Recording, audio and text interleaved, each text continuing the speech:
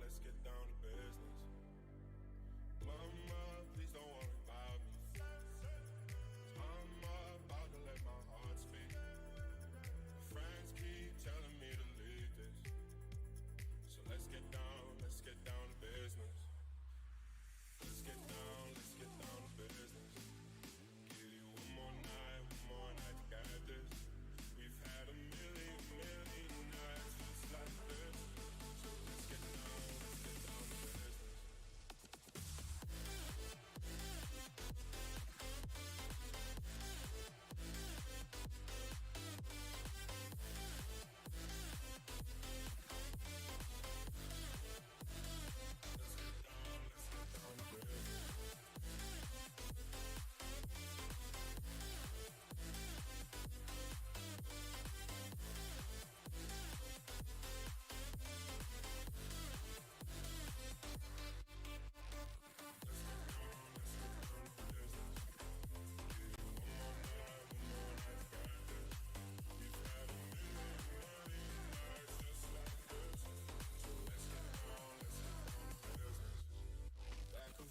Back and forth with the bullshit. You know I said it before, I don't mean it. It's been a while since I had your attention, so it might hurt to hit it. Let's get down to business. Give you one more night, got this. We've had a million nights just like this. So let's get down to business, yeah.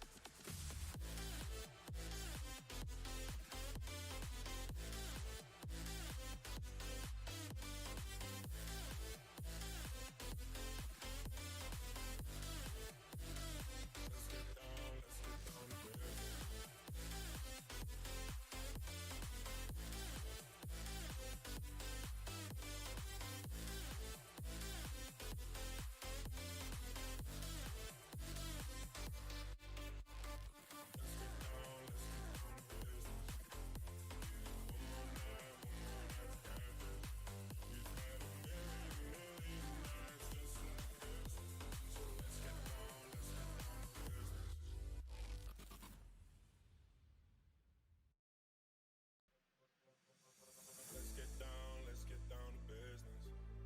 Give you one more night to get this. We've had a million nights just like this. So let's get down to business. Mama, please don't worry about me.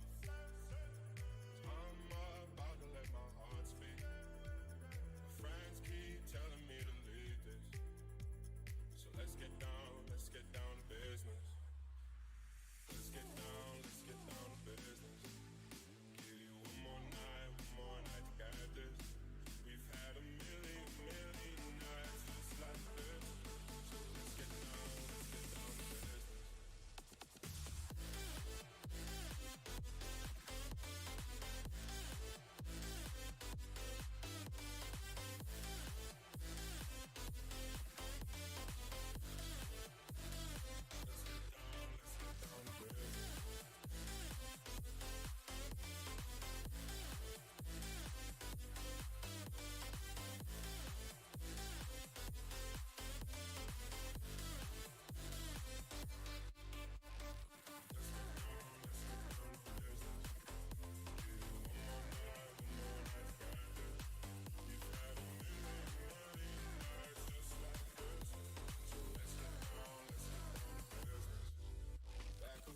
Back and forth with the bullshit. You know I said it before, I don't mean it. It's been a while since I had your attention, so it might hurt to hit it. Let's get down to business. Give you one more night, got this. We've had a million nights just like this. So let's get down to business, yeah.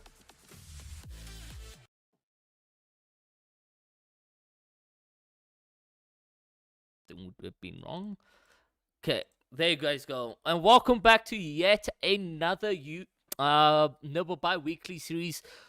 Week 7 finals happening here, and I'm actually joined by Ruan the boss this time around. So welcome, Ruan.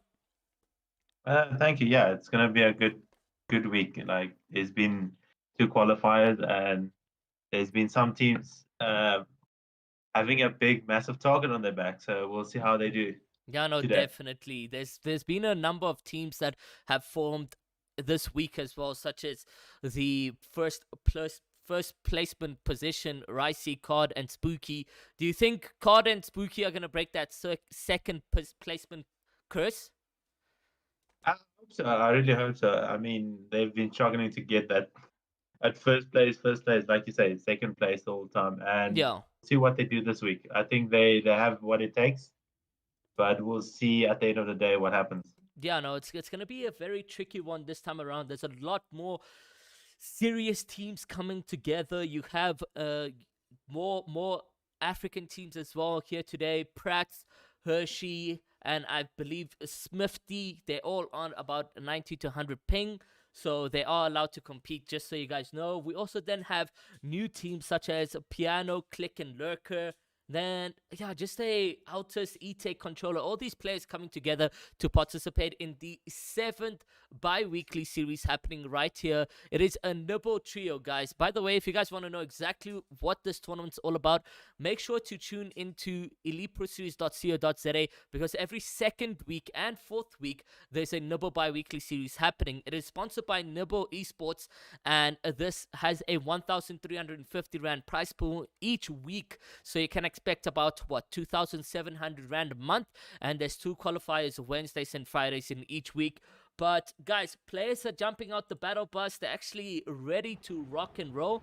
And I say let's jump on board with their POV for us on screen here for us. And going into game number 1 will be on Havoc's CK and Punisher's Bojo. One team that has been doing some bits and numbers in the community, I must say, Ruan. Yeah, they did good.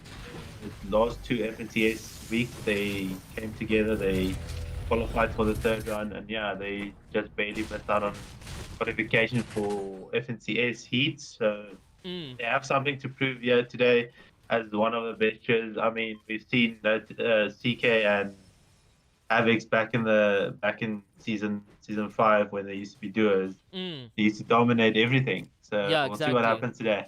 Let's see what goes into play. I mean, probably the 2 best mechanical players IGL'd by one of the top leading IGLs in South Africa itself as well, Bojo. I mean, what could go wrong? There you have a solid team right over there, but nothing dramatic has happened with the team in terms of Nibble bi-weekly series. I know back then with Noted they did place a second twice, if I'm not mistaken, so they haven't actually gotten themselves the crown for first place. But, anything's possible this time around. We did start the lobby with 99 players, but already 19 of them have been eliminated. So, some people having complicated off-spawn fights there. Yeah, it happened. Like there's off spawn fights, there's ego fights, but after that it picks up, and we'll probably have a good stack end game. Yeah, let's see what goes into play for the teams at hand over here. And it is also a mixture of an organization roster, sort of. You got Sin Gaming, which is Sin Havoc's. You got Light Gaming, which is Light CK, and Punisher's Bojo, which is, again, Punisher's organization. Now, that is what's nice about Fortnite. Back in the days, when it came to, like, Dota, when it came to, like, Call of Duty or CSGO, they always had fixed rosters, and you couldn't really integrate. It's like Fortnite sort of broke that tradition in esports. Yeah, the casual you have to play with one team and one team only. Yeah. Like it's broken down that, and like I think it's good for any gaming title to like adapt this. experience. Yeah, because experience this more and it more was different orgs together. Yeah, and it was Nibble's like vision to sort of inspire more organizations to get involved as well. And I mean, there's been a huge number of new teams that have sprouted up and about, and they continuously share their achievements on social media. So we always keeping an eye out, and there's always like these new teams, clans, organizations that form up throughout the Nibble bi-weekly series. So it's very nice that something so small can make a huge impact in the community, and we see literally tier 1 orgs, tier 2, tier 3 all get involved every second week and fourth week of the month, sharing their best wishes to their players. And I mean, let's see what goes into play. Enough with Bojo and them. Now going over to Prats and them. Let's actually give Prats and them a little bit of a watch, see what their positioning is like. They actually switched up from their qualifiers, looking that they're going on Craggy now. They were at Retail Row, but Retail Row being Popcool, Wilkie, and Lotte, they said, oh no, let's leave here. I mean, it's a good POI. You have the NPC which can upgrade your shotguns and all your weapons. That's the main priority for them, I would say, to upgrade their guns through using the NPC and its challenges. So it's a very good POI. It's got guaranteed shield all around. So one of the best POIs in the game, I would say. It's Craggy. Yeah, definitely. Damn, that's actually Yeah. crazy. That Guaranteed is actually shield, crazy. max mats, metal, mechanical parts. There's everything. There's a bunker chest. There's fishing. What more do you need? Yeah, exactly. What more do you need? But it's very complicated. Seeing that you don't have a lot of teams landing here. Why is that the situation? It's a very small drop for you might as well say it's like a shambles drop. Because it doesn't have too much spawns. It has enough spawns for like a trio and stuff like that, but yeah, it's not heavily con because of the amount of guns. Yeah, like if you were to have like 3 teams land here, it's basically scuffing your tournament because of the yeah. The loot pool is very small around here. It's good for one trio, which you can see is being dominated or landed on by Pratt, Smithy, and Hershey. Which, if I'm not mistaken, are they Ugandan or Kenyan players? Ugandan. Ugandan, okay, yeah. So yeah, I think Pratt is Ugandan as well. Yeah, so these are Ugandan players that are participating in this tournament. It's good to expand into the whole of sub-Saharan Africa, guys. Regardless if they are on 90 ping, or that shouldn't be the case. I mean, we're all playing FNCS against 0 ping players and hoping to even make grands. So playing against 90 ping players gives you the advantage as well in case they in your heats or whatever the case may be. But yeah, guys, we are open to all countries in the sub-Saharan Africa. Just look up which countries are those so you guys can familiarize yourself with who the competitors are when it comes to that perspective. So moving on to other players that we do have over here, let's see exactly what Piano, Click, and Lurker are doing. I know that was one of their positions that would have gone, but it looks like they've completely switched it up and now going, I can't say, Colossal Crops maybe? It looks like they came from that direction. It could be Colossal, it could be, or they could have gone Orchard and Colossal. They could have split off that. So I think that's the direction they're coming from. So I think we can assume that they landed Colossal.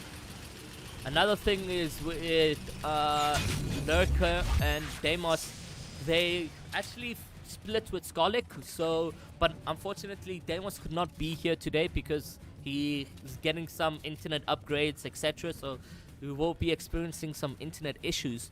But we are now on board with, these players, and it does look like Click somehow has dealt a lot of damage. Oh, this is free.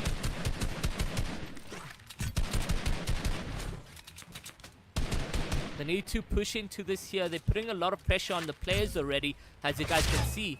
Trying to line up that beautiful bow, unfortunately not hitting anything.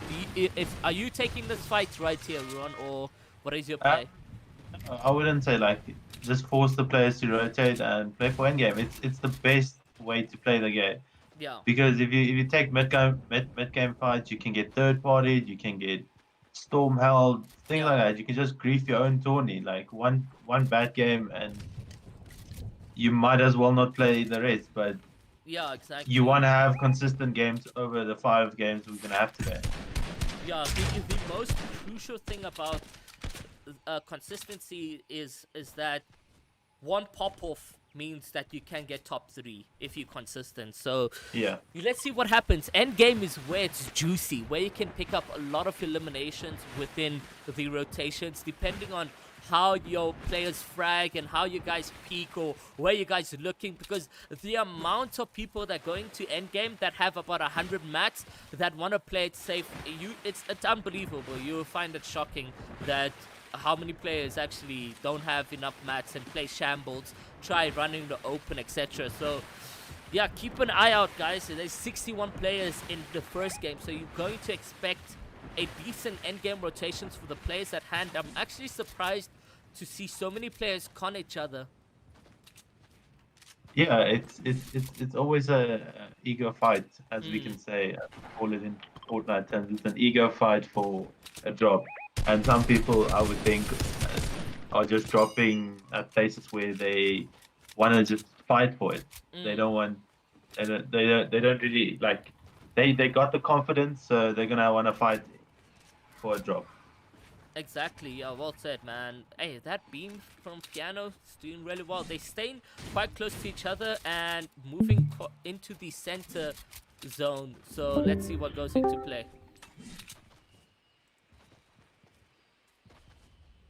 All good there, Ron? You can. So You can't see it. Yeah. Can you see now? Oh no, it's back. Yeah. Okay, cool. Now, there we go. That's why I left and joined. Okay. But it's fine. Yeah, it looks like they're rotating like center, closest center as possible there. Yeah, literally, which is second zone into third. If you get center, you almost guaranteed again center. Yeah. I mean, if you keep going center all the way till third, you will get guaranteed next zone. So it's good game decisions coming in from them. It helps them utilize their mats while going into endgame as well. But let's go see what is happening with Altus E-Tech. Are they still in game? They are indeed still in the game. Let's see what is cooking with them. And we will see.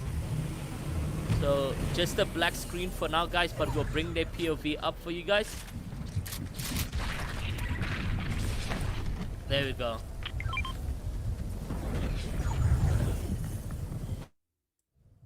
Looks like they are outside of Slurpee, so just rotating dead side. So they don't want to take any fights. They just want to get into zone and then from there on do what they need to do. The disadvantage here, though, is that they have been playing shambles, so not getting into any locations regarding metal. I'm assuming the entire team don't have any metal right here. And why are these teams pushing outwards like this? Good 75 dink from them. Trying to stay composed. He needs to start building. He also gets head dinked. We'll take a mini or two.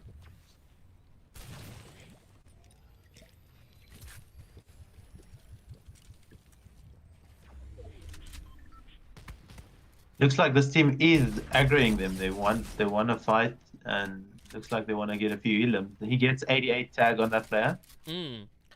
This is not the best decision coming out from that other team. They were probably in a good position of zone as well, and pushed all the way outwards. Now possibly going to get into a storm fight, scuffing both games up. You can see already the heals have been used by the teams, and they have nothing. It's going to get focused. And now E-Tech on literally 60 HP, it does look like. Looks like he's going to get knocked. It does indeed happen. Do we know who that is? I can't really see.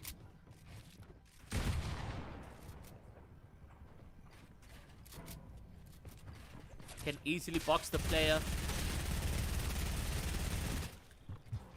Altus not playing this one smartly. Nice 107 pump. Does look like Altus and them though are in a huge disadvantage compared to their opponents.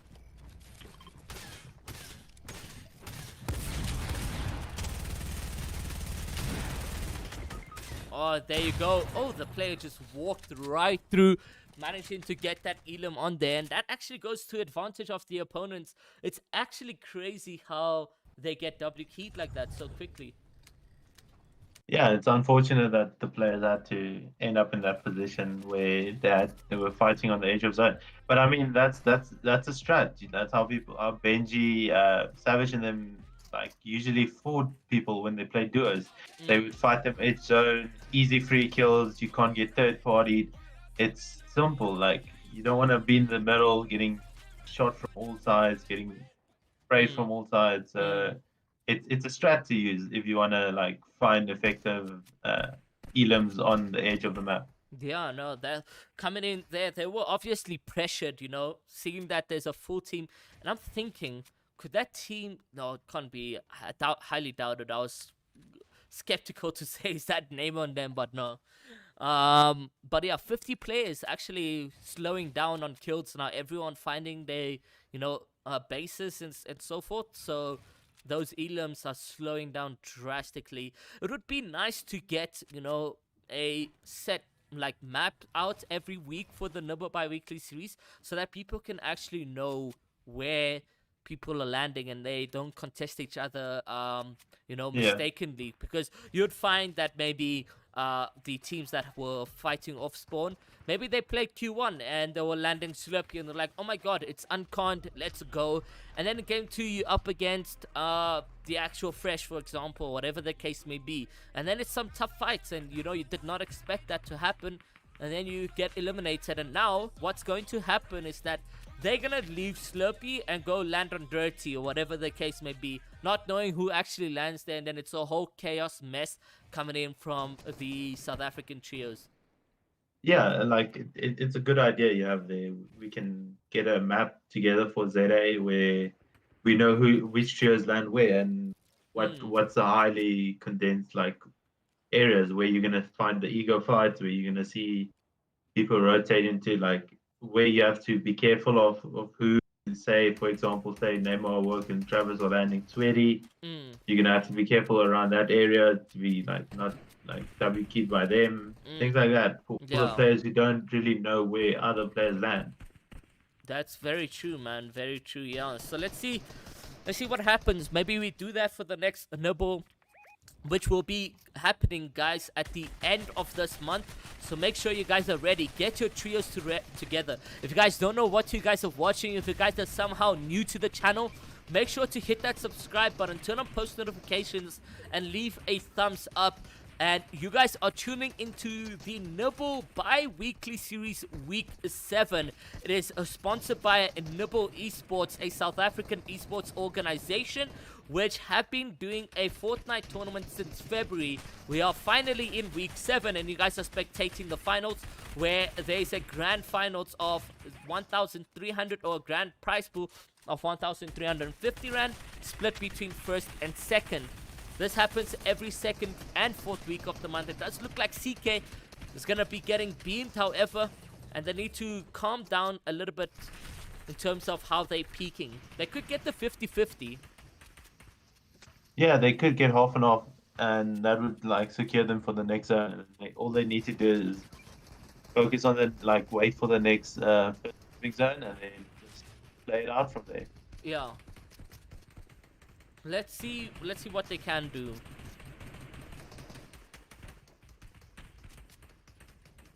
As we can see, like CK is like low on whiteout, so he's gonna have to find the refresh or some kind of white HP so that he can like go on and play the rest of the end game. Because end game you have the tendency to like tank storm a bit Mm. here and there. So like he needs to get his white HP up. So we'll I see what they mean, do. even those stink bows right there is very deadly. So, yeah, I always emphasize when doing these costing is that a team should prioritize one player carrying some white heals, whether it be 3 medkits, 4 floppers, 3 floppers, whatever the case may be, but always carry some white heals. It's a very crucial item to have. I mean, they slot. Yeah. They even have an open slot there, don't they? Yeah, they do. 5. Yeah, 1, 2, 3, 4. Yeah, they have an open slot over there. Or am I tripping? How many? Yeah, they do have an open slot. Havix has an open slot for him to carry some white heals And or like whatever. you said, like they could probably get half and half. And like you said, like I said, they probably, and they did. Like if we look at the map, they did get half and half. So They chilling here now, looking for those like elims while people are rotating. Mm. So yeah, picking up a few white health here and there because CK needs it. So we'll see what they do. Yeah, let's see what goes into play for the teams at hand. 45 players remain. We possibly could get that fifth zone rotation Storm Surge. And they do manage to cone a player, but he actually it was his own build. Havix and CK, like I mentioned, probably one of the best mechanical players in South Africa. We will see some huge gameplay. It's unfortunate that we actually don't have the POV from CK.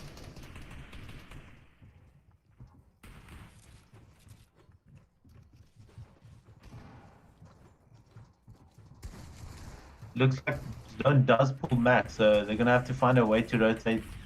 I'm sure Bojo will find a way because I mean, as an IGL, you're gonna have to know how to get through everything. So Yeah, exactly.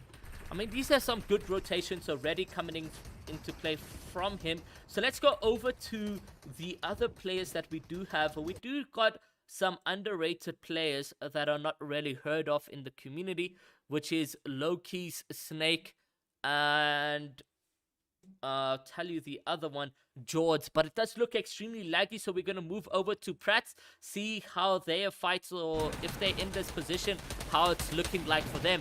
They also had a max zone rotation, and they do look like to be in a better position than CK and Nev were, seeing that they're on 100 full white HP. Pratt's trying to go in for a huge clip, but nothing happening over there. 34 players remain. They are sitting on 5 eliminations, taking a huge lead in the end games already. you can see they're just staying ahead, dropping mats, and then the fraggers need to go get the kills. Yeah, exactly. So there you go. Pratt's doing Oh my god, player unfortunately not turned to where Pratt's was, and that infantry rifle managed to get an absolute beam on them.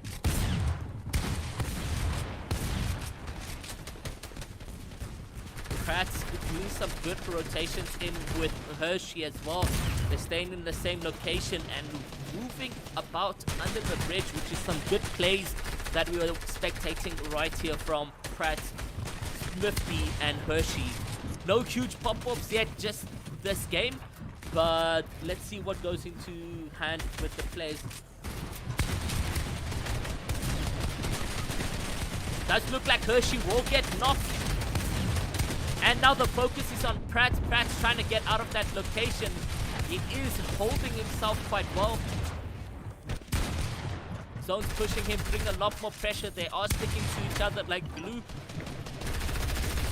13 players remain. Let's see exactly what goes into play. I say we stay on board with Pratt and Neb, but just as I say that, he gets really hit hard by Tollus. That's Tollus, Fairy, and Warrior who managed to wipe out Pratt. However, Swifty still alive in this one. He's making some rotations. He's got a couple mats at hand, 200 mats, which is fairly decent.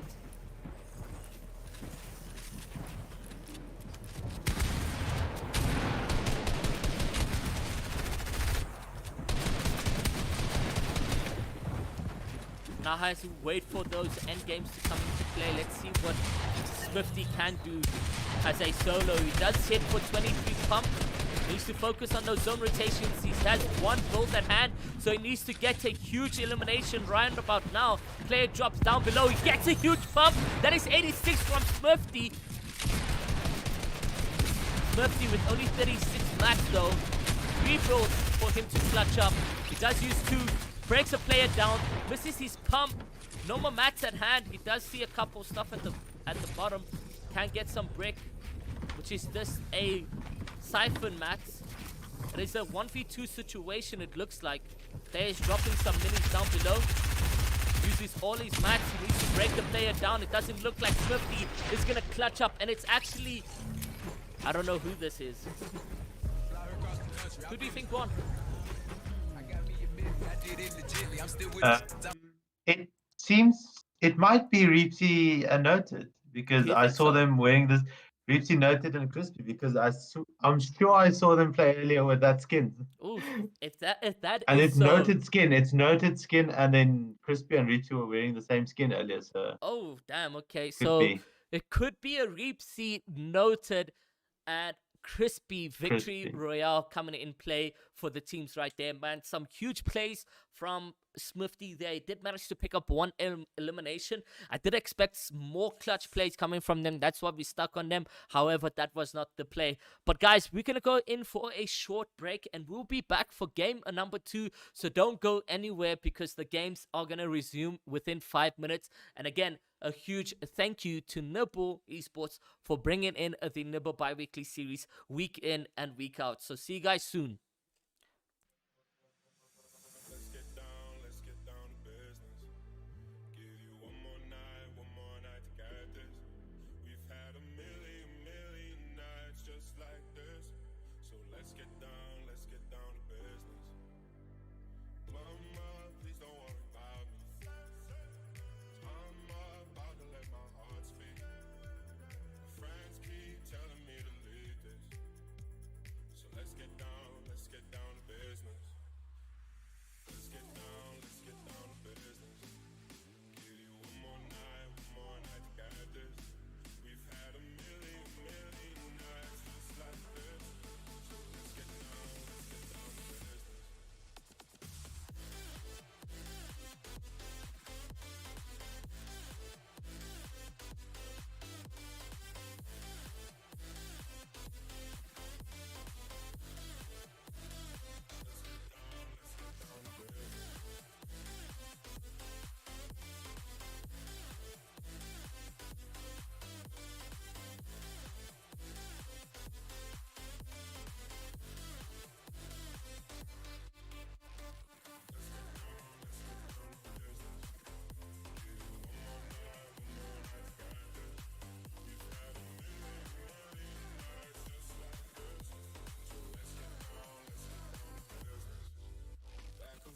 Back and forth with the bullshit. You know I said it before, I don't mean it. It's been a while since I had your attention, so it might hurt to hit it. Let's get down to business. Give you one more night to get this. We've had a million nights just like this. So let's get down to business. Yeah.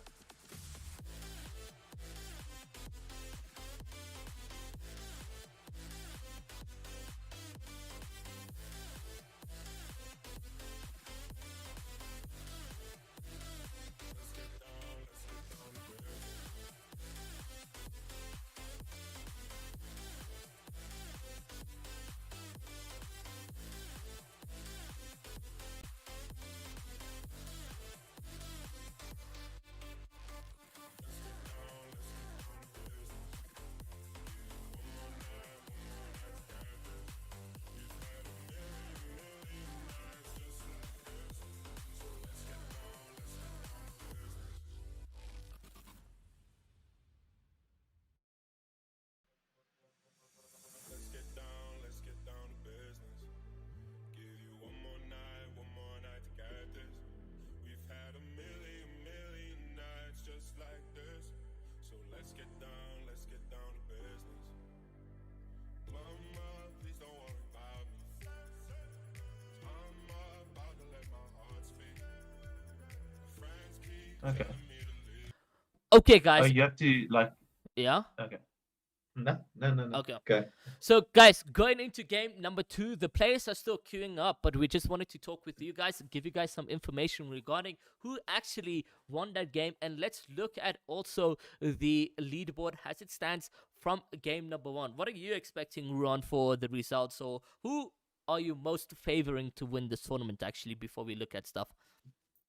So far, like I would say, obviously Travis Neyman work, Mm, and then obviously there's Warrior and his trio, or his Theory and Tollers. mm, So they're both in the top 5, I think. yeah. So if they can keep up the consistency, if the other trios as well keep up the consistency, they'll do good. 100%, man. Well said. Without wasting any more time, guys, let's actually look at that leaderboard and see who has taken that first place. And by surprise, actually, it is Spencer CK and Zeepster with that first place position, also winning the game of game number one. In second place, not far behind, was actually Travis, Neymar, and Vogue, which is a huge GG's to them. And in third, it's Prats, Hershey, and Smithy. Smithy actually doing really well for himself. I'm happy that he got second place with a couple elims for his name, which is, I mean, it's GG's. It's always so hard to get into there, especially when he had no mats. He played that really well. Yeah, he's sure got 8 kills in that in Mm. that game. So it's a good amount of kills. But talking about kills, yeah, these two teams that popped off. Travis and them got 14 kills in their last game and Damn. ended fifth. And Warrior and Tollis and Sterry got 12 kills. So it looks like they're having their own little Yeah, kill race over it's there. a kill fest for the two teams, Travis, Neymar, and Rogue. We did see Tollers really become broken when he eliminated Prats. I mean, that Elam, the way he was moving as well, he just immediately wiped out Prats and he was gone out of that box. He was like, by the Yeah, time who's this turned around, by the time Smithy turned around, there was no one there.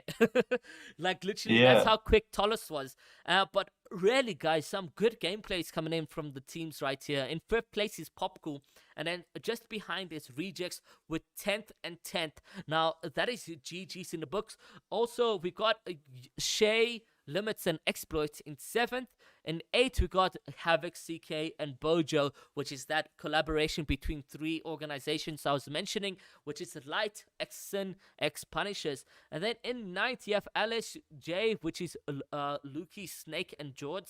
We did see them for a bit. And then we got Legacy, Lock, and Venom in 10th place with a huge gap between first and 10th at this point. But literally anything's possible. Let's see what goes into play. I'm expecting some clutches from a couple of people here that are below the 10th place. Pooper Troopers, for example, Click Piano Lurker, as well as Reepsy, Crispy, and Noted. So there's still a couple people that can still clutch up. You also have Psycho, Gloves, and Storm, who can still make a huge comeback with the 4 games at hand, and it's expected from them to actually do well. While we actually go back and talk to you guys, let's set up the POVs or the extra POVs that we do have regarding the Fortnite players that have shared their stuff with us. So we got Psycho streaming the event as well over on Twitch. So let's open that up right there so you can see. Okay, perfect. And then, yeah, guys, what do you guys have to say in chat? Speak with us. What do you guys have to say for the tournament at hand? Let's read. So your boy Stu says, I love you, Ruan. Love you, boys. Stewie. Check leaderboard. We just did Extinct. We just did. I hate getting keyed by ZA players. Yeah, no. ZA kids are probably the worst to go up against. Alters Ruan Daddy. Oh, it looks like you have some fans in here, Oh, bro. weird. People are weird. People are weird, man. People are weird. Why we get keyed? I have no idea, Alters. You guys were in a good position, very dead side, and all of a sudden you guys got keyed. So GG's. I think the next 2 rounds will be interesting. Definitely, it's gonna be a race between the top 5. I can tell you that. I mean, Warrior and them are showing some true energy, which is the same compared to Neymar and them. Neymar is in second, and we've seen this before. So let's see exactly what happens. Yeah, It's anyone in the top 5 who can just be consistent will do good today. it's woke, so it makes sense. Oh damn! So Neymar's team actually did W key Altus in them. Does that mean they're landing Slurpee now? It could be that they are preparing for FNCS Yeah. because that is their drop Okay. spot. So I mean, yeah, let's see what happens. Any tips to win fights on higher ping? I mean, that's for you, Ruan. Run. No, I'm joking. Run. Just make space between you and the players. Play your angles. Make sure you don't take too much damage. And yeah, just like expand. That's the biggest tip I can give you. Expand. Yeah, that's exactly what you need to do, Adrian. You have it over there. And then can I get joined can I get Rhodes to join Prats? We will set that up right now with you guys. But yeah, going into the games, it's gonna be interesting, guys. We still got 4 more games left over here, so let's see what goes into play for them. We have Buzzy, whose teammate actually had load shedding mid tournament, which is GG's. Ira, let Extinct in. What do you mean let him in? The tournament's full, so we can't have anyone else play, unfortunately. We do have 99 players queued up in the lobby yet again, so we're going to be getting into the tournaments quite shortly. If you guys want to engage with us on social media, make sure to use hashtag XEPS on Twitter, and we'll literally read out your guys' comments and so forth regarding the tournament. So yeah, go ahead and do that right now. And then also, if you guys don't know, Cream's actually giving away $10 to someone who can predict the score for first place. So if you guys want to enter in that as well, I mean, by all means, you guys can do that. So let's freaking go. Think the players are gonna be jumping out the battle pass soon.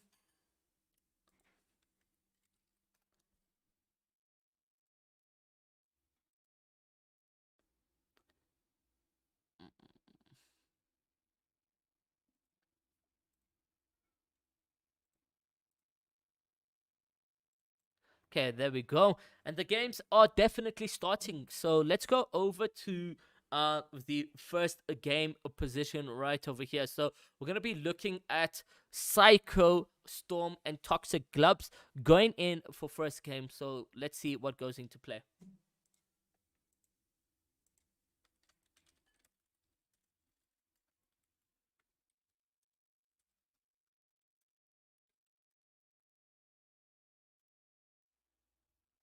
Um so yeah, Ruan, tell us about the academy roster that the player Ricey, of how you expect him to do in this tournament with his new trio. Uh, he's got a good chair, like a lot to work on still. Like everyone still has a lot to work on, especially when it comes to certain players. Mm. Like if you think you're a perfect player, then I think people need to just get realization of not being a perfect player yet, because there's a lot of way or a lot of improvement in anyone. I mean, even the top tier pros know there's always improvement somewhere. Mm. So we'll see how they do today. He's got a good show. We'll see what happens. Yeah, let's see what happens. I mean, Card and Spooky have been doing like really well. I think they gotten second 4 times in finals. Haven't really gotten that victory yet, but yeah, man, it's been crazy gameplay from them, and it's actually crazy how they pick up a third and they still get second either way. Yeah, we'll see. Yeah, they've been changing trios for a while now, trying to find a one trio a one trio partner that could work. So we'll see what they do today. Hopefully, it's a good thing. I don't know if it's not. I'm sure they'll go back to the drawing board and work things out. Yeah, literally. Um,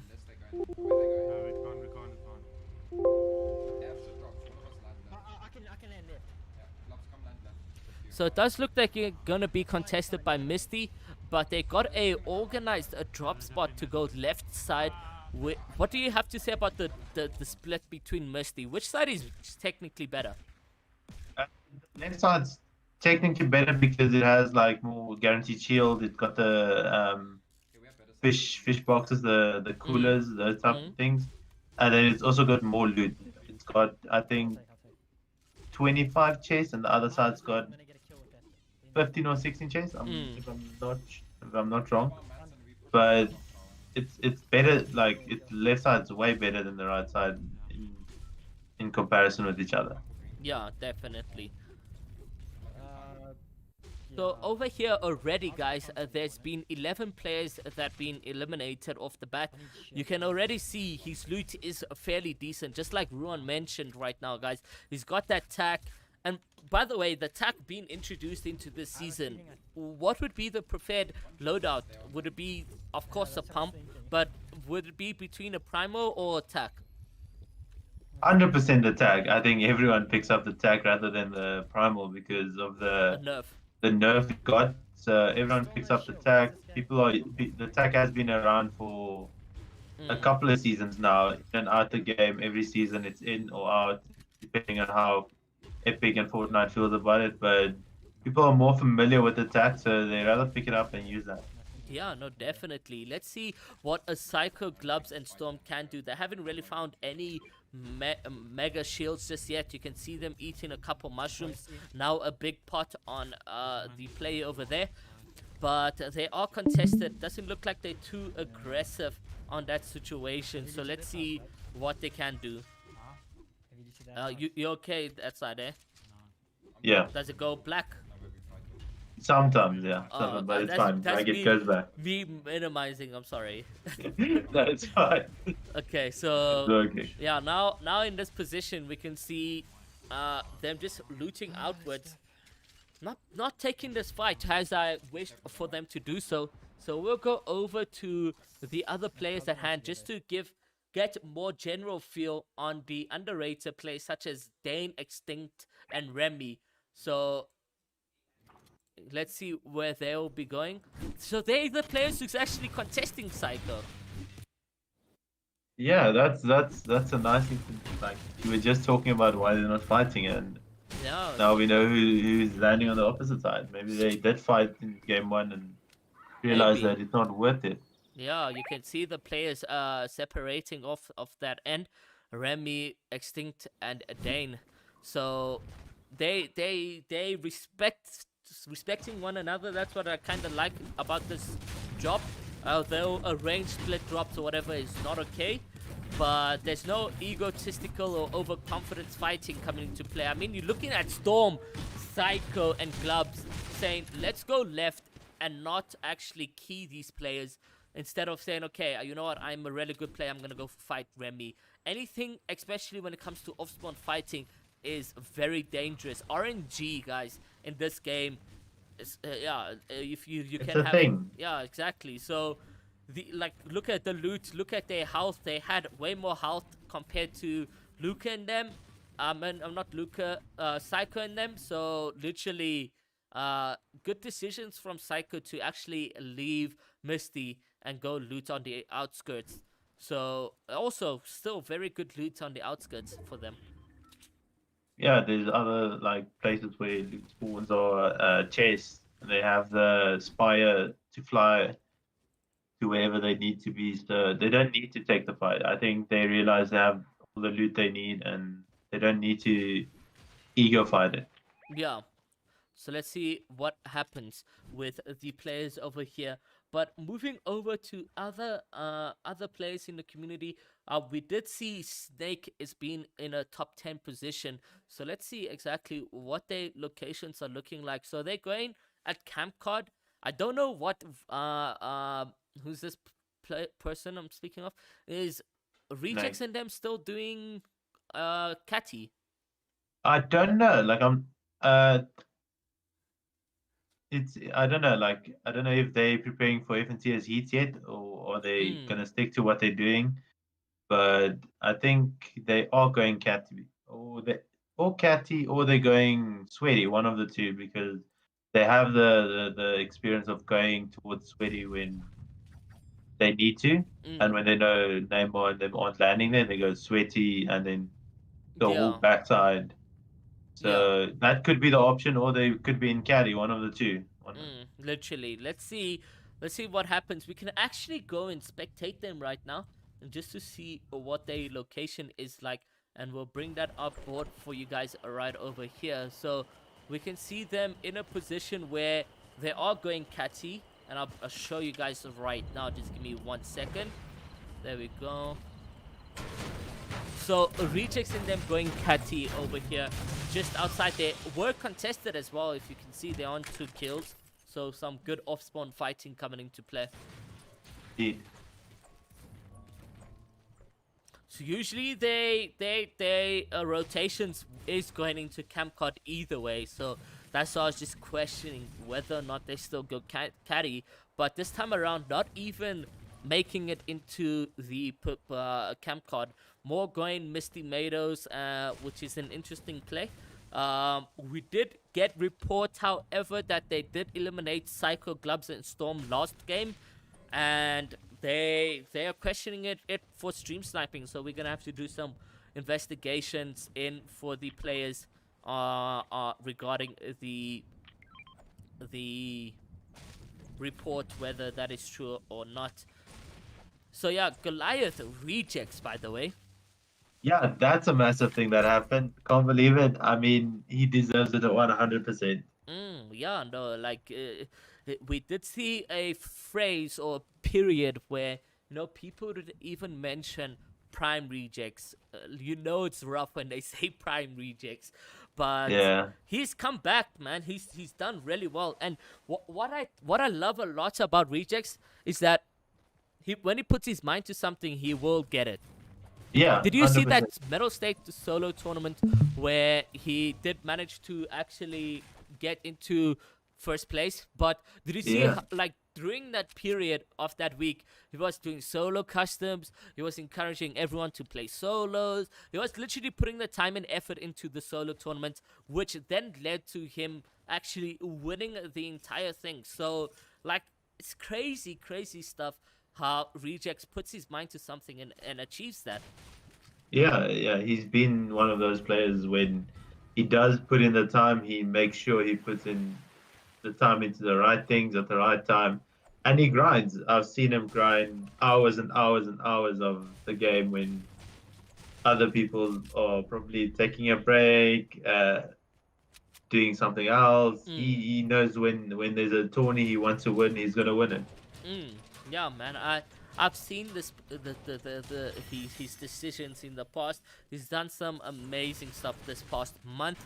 A huge achievement for Rejects to join Goliath Gaming, and as well for Goliath Gaming to actually have the opportunity to pick up someone else in the gaming community other than Travis carrying the whole Goliath Gaming on his shoulders.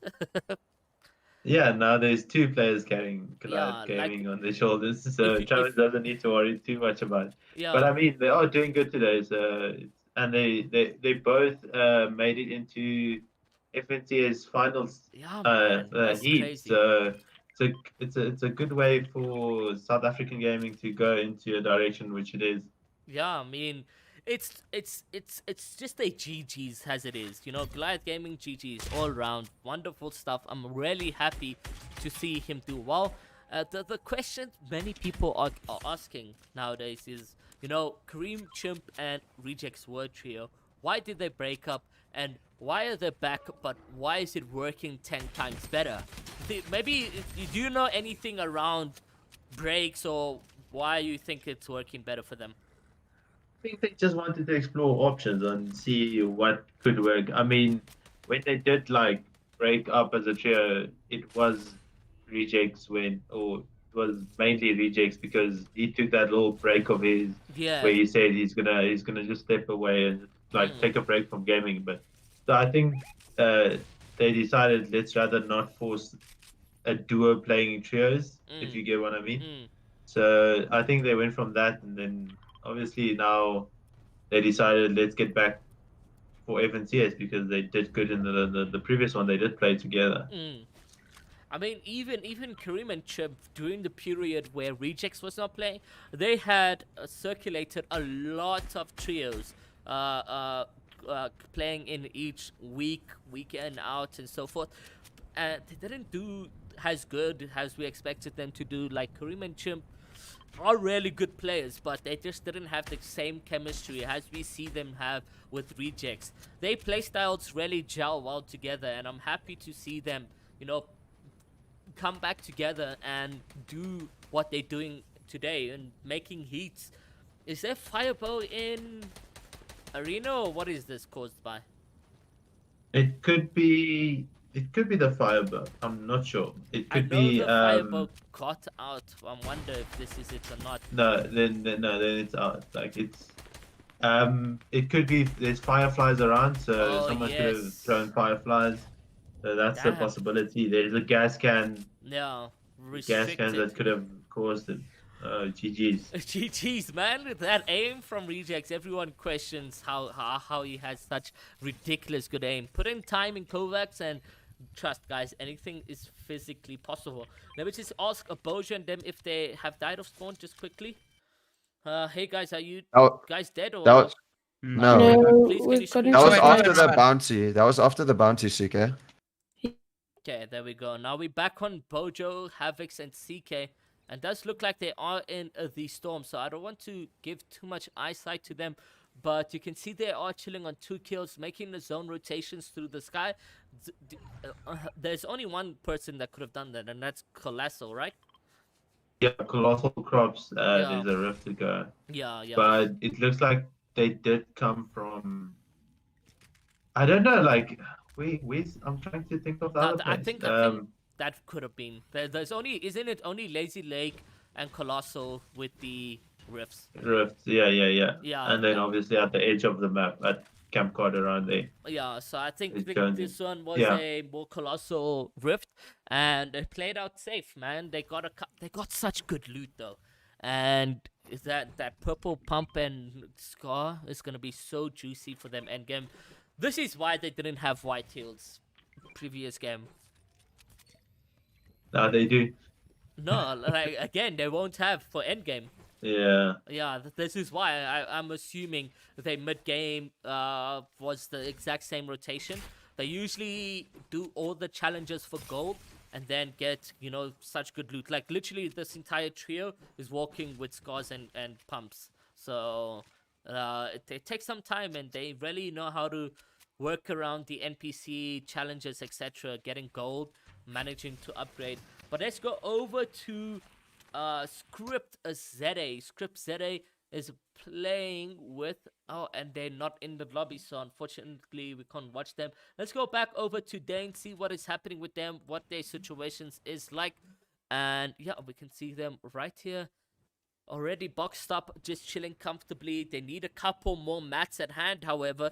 Only 269 metal, 300 brick, and 456 wood. Yeah, they're in the next zone. So all they need to do is wait for the next zone and see where they have to rotate. Yeah. Let's see what happens over here.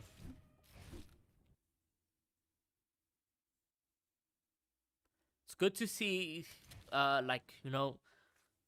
underrated or unknown players taking the time to actually get into finals and participate. I was actually looking at the players who are playing today and looking at the solo tournaments that has been happening. There's a lot of people that didn't get into semifinals. It's crazy. Yeah, there was 4 qualifiers for the semifinals, so Yeah. we'll see what happens in the actual semifinals. Let's see what happens. But on board here, guys, if you guys are just tuning in yet again, this is the Nibble bi-weekly series week 7. I can't believe it's week 7 already. Just yesterday we announced this. Yeah, it's crazy how fast time goes. Yeah, no, it's amazing. I'm so grateful to the Nibble Esports family to give the Fortnite community a tournament every month that they know is trios for the rest of the year, and that they can continue grinding and growing in that aspect. But on board with us, I don't think there's anyone else to watch. We don't have Chili's POV, just so you guys know. We don't have Chili's POV. That's why you're not watching him. But Dane and them do have the next zone. They can get a 50-50 in here. And if they do, could be some really, really clutch plays coming in for them. Because they're on mid or high ground. They're on the high ground, does look like. Yeah, they're all on the high ground. They just need to see if they can pull that 50-50 half zone. And from there, if you do pull it and you do just keep your composure, do what you know how to do, do like you do always, then you should be able to win the game. 50-50, like the half and half zone is like the most important zone, I think, I would say, of all. Because once you get that and you're basically on height, you might win the game, depending on your skill and your knowledge. Definitely. It's very hard for not the what can I say, like not your name or Travis's in them to get to control height like Reepsy and them do as well, because it's as much as it is I'm on height, I can go left and right. You know how many players like make their way up and take height from you or break you down? Yeah. Like the top tier players, it's very different seeing them play on height compared to your tier 3 tier 4 type players. And that is Yeah. always the issue with South Africa, especially, is that not a lot of people know how to control those height plays. So let's see what happens. You can already see pressure is coming out from low ground, just trying to push them or put pressure on them. But I'm interested to find out how they can do this. And I'm surprised we're actually going to get some Storm Surge. There's 9 players above. For game 2, that's crazy for game 2 to get Thompson. And game Yeah. 1 was literally dead. The Or thing, like, you can hear a lot of people scared though. That's the thing with South Africa. Yeah. They just like, oh my god, Storm Surge warning, I need to kill every single human being that I see on the map. And that's why there's so much action happening. But it is just a Storm Surge warning. And I'm happy to say, oh my god, they get 50-50. exactly what I said earlier. We'll see how they play this out. Like Yeah, they need a lot Um, more damage. top tier. They need Ooh. those. They need nice. Storm Surge is active and ready to rock and roll. He's getting tagged a little bit while he's healing. The teammates should be dealing a lot more damage. Now pressured and jumping down below. He has no clue what to do in this position. He's getting tagged for 25 damage and there's still 8 players alive right here. The worst thing about Storm Surge is they can actually see it being triggered on you as well. It does look like the team is gonna be eliminated on the other hand. I don't know, man. 140 below, 6 players still alive. This is interesting. Interesting. They are high. They need to get tags. All they're doing is like, someone needs There we to go. either. Usually, what I would suggest is like one player just full send try and get Storm Surge. Yeah. Because you don't want to have your whole tier die because of Storm Surge and grief all your shields. Like, as you can see, they have no shields now. Yeah, literally. They did well though in the end, managing to get enough damage. That Storm Surge is still active though, and now finally being done and dealt with. But still, so much action happening on screen for us. Damn, that was actually interesting. Yeah, you don't really see height getting Storm Surge activated on them. Yeah. So it was maybe I think they can work in the future when they know they have height and they open more and get more tags on people rotating. So hopefully they learn from it this time, and we'll see how they play out the rest of the game. So many players are dropping down and getting focused in this position. You can just see by their visual effects right there. It's just bizarre. He keeps dropping down, using a lot mats. I think he's used like 100 just doing that. Looks like they will keep height from here, Does look like they unless will- unless someone contested them for height. I think they will keep height from here. So now moving over, let's go actually see some tier 1 pros, see what their position is like. We'll go over to Rejects just to see what their situation is for them. You can see another Storm Surge warning going into play. This time I don't think it'll get activated due to the fact that the players were a lot more pressured in that zone, saying, you know what, we're gonna have to get Storm Surge yet again. But 1,230 damage above, some good rotations coming out from, again, I'm proud to say, Goliath Rejects. Now with 6 players still alive, he will take this player down below. Good gameplay from the opponents, putting a stay in as well just to put pressure on Rejects right over there, but some good rotations nonetheless. He does have 310 metal. Trying to focus on players now. He does manage to lock Chimp in zone. Chimp taking some Storm Surge damage, as you guys can see. It is tanking very quickly. I wonder if he has a medkit or so. You can see now he gets into zone, which is good. The zone pulls for max, so he can't pull up a medkit for those 10 seconds. Yeah, you don't usually see second moving storm surge, so that was a great thing we just saw. Like Yeah, it no. never, it does, you never get the opportunity to see it unless it's like FNCS finals and stuff like that. But Yeah, I mean, that's everything's getting better. 23 players still alive. Placement points are still there. There's probably a couple solos. Rejects going in for the flank. He does so indeed with a huge 36 pump and an Elam. But however, Chimp also gets knocked, and they do have height this time around. Although not that much mats at hand, but it is moving zone. So they don't need too much mats for themselves. They do drop a couple mats for each other. He only has 100.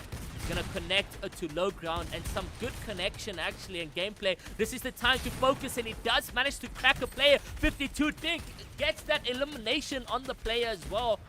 Huge aim. Damn. Nice 35-70.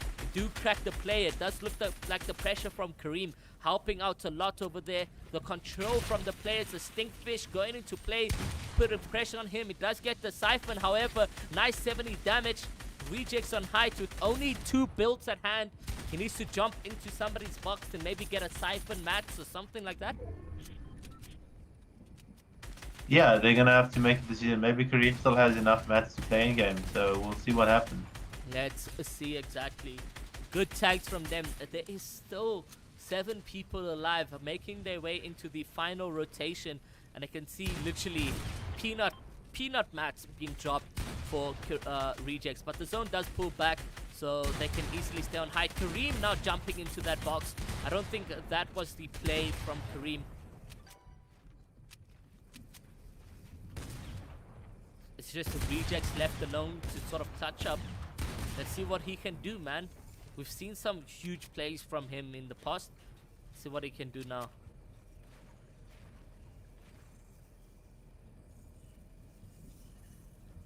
These situations are always risky. Does have 4 fish. Oh, not fish, I mean meat fish. I don't even know what I'm saying. Beat fish. Meat fish. Meat chicken. Chicken meat. Yeah, chicken meat. Thank you. It's a 1v1. No, is it? Yeah, it is. It's a 1v1 situation. Who will clutch up? Rejects taking a bit of storm. You must remember that these don't give that much HP, so you can't really tank that much. Oh, and he just misses that pump on the player. This could possibly be Havocs in them? I don't know. No. We'll have a look now. Yeah, we'll have a look for refresh you the guys link. after the tournament to see exactly who won that. And let's see for you guys who was that player. Oh, it was Psycho in them actually. It was That- rejects. Okay, well, Huh? okay, well, Yeah, it was Black Psycho in at them. 5, Storm at 5, I had 2. Or did Wow. I? Oh, I got a kill, but it didn't count. Okay, I'll go into replay. Huge stuff. I had a feeling it was Psycho because I remembered that skin. But yeah, guys, massive stuff from that gameplay over there. Some storm surge in game 2. I don't see that usually happening. It's usually your game 1, and then from there goes downhill. But it's more of an incline. People finding their drop spots, people playing a lot more passive. But things are going to change yet again. Game 3 is where the kill fests happen. I mean, Ruan, you know these. South Africans just lose their mentality after game 2. Yeah, they lose focus on what's important, and yeah, they might might see no storm surges this game. So depending on how they feel, how the players feel like they're gonna go into the next game, we'll have to wait and see. Yeah, we'll have to wait and see. Guys, thank you so much for tuning into the Nibble bi-weekly series happening over here, guys. It is the week 7 brought to you by Nibble Esports. If you guys haven't already subscribed, turn on post notifications and leave a thumbs up. Please do so now. It will be highly appreciated. And then if you guys want to join in on these tournaments, head over to eliteproseries.co.za where you guys can find some more action on screen for us over here. So yeah, guys, we'll be right back after a short break. Then we'll show you guys the leaderboard and talk about game 2 more. Let's get down to business. Give you one more night to get this. We've had a million nights just like this.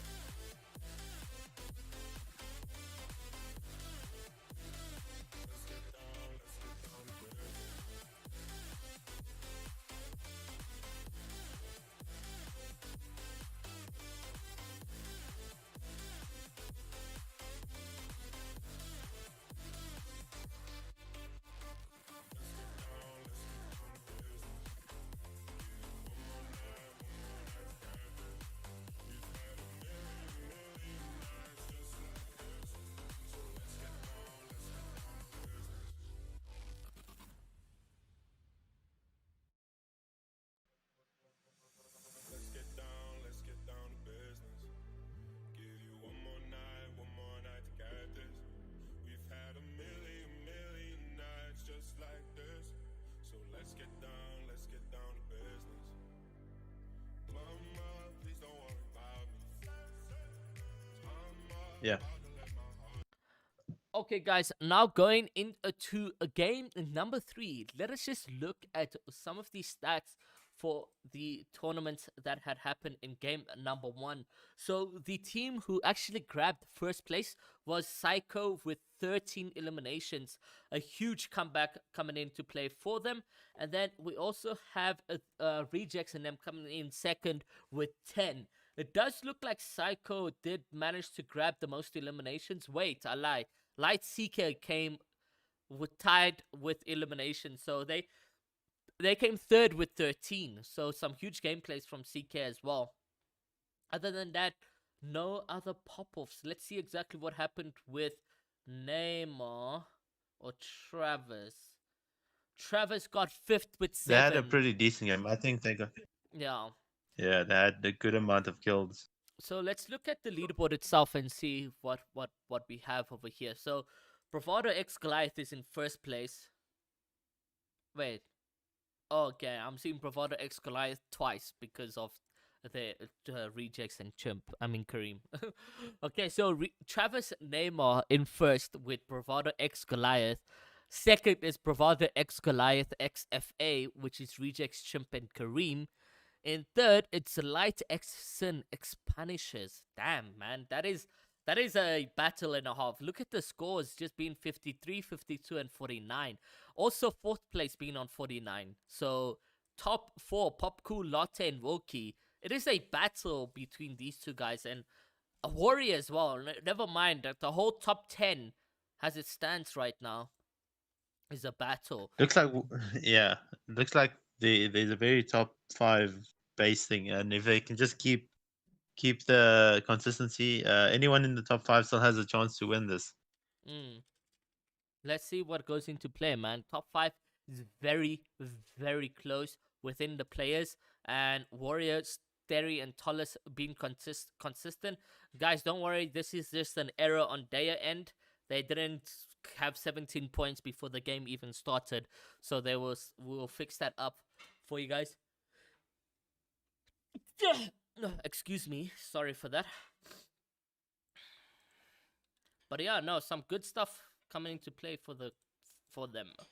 Top 10, it's gonna be close, man. Again, it's still game 3 is still anyone else. And I remember who's this Light Dawn said the next 2 games are gonna be very interesting. So game 2 and 3 probably gonna be the most interesting games that we have for you guys going into game number 3 right now. Expectations, Ruan, of game 3?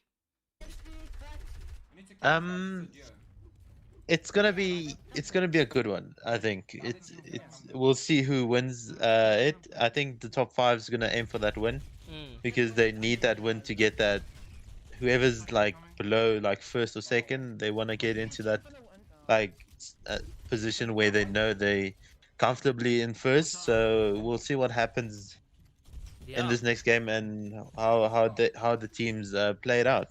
I mean, already playing it out very aggressively this time around as Psycho in them with 1 elimination at hand, and they've been knocked now. They can't get a 2v2 here, I do believe. And I think, again, it's Remy, Dane and them. So let's go see what their position is like right now. Let's go over to Extinct as well, just to see what they are doing. If it can load, we'll just keep this open for now. It's not loading up for some weird reason. Took the wall. Get back.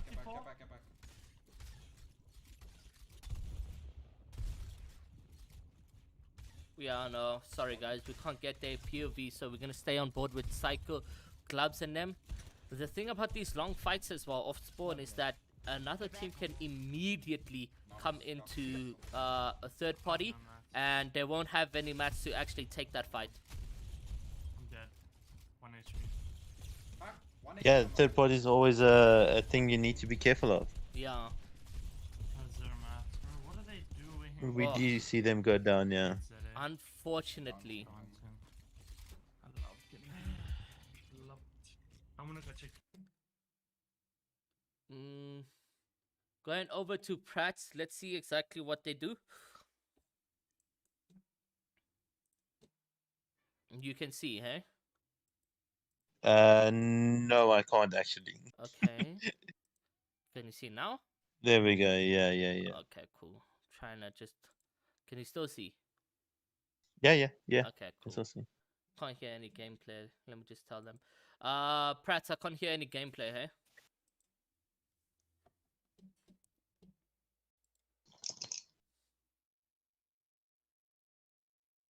It's not fixing. It is what it is. So yeah, Pratt and them going craggy does look really good for them. Still very much uncontested. No, it does look like they did have an off-spawn fight for them. They are chilling now on 3 eliminations. So some GG's in the books for them. And then he's frozen. Yeah, still no game sound, but it is what it is. We'll go over to Piano and them, see what's happening with their side. So yeah, Colossal Crops is where they do land, confirmed. Where does Weepsy and them land? Bony Bobs. I'm not sure where they're landing today. I don't like. Usually they do land Bony Bobs, but I don't know where they landed. Man, it would be They interesting. might have switched drops. They might have like landed somewhere else. They might have like decided to play more aggressive, things like that. Yeah, let's see Yeah. see what they're doing. This time around also game 3 is looking a bit slow in terms of players dying. We got 73 players alive. I mean, we could expect Storm Surge again this time around. I don't want to get my hopes up, you know, like it's always nice to watch such games. See players fight under pressure, try get those Storm Surge tags. But let's see what goes into play for the teams at hand right now.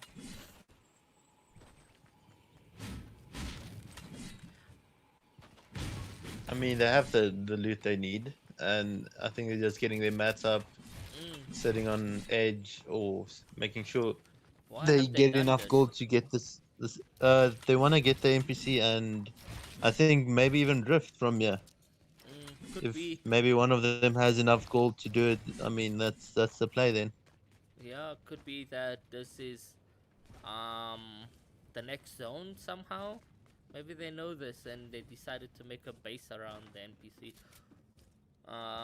But yeah, no. So Click, I'm actually surprised Click managed to play with Lurk and them.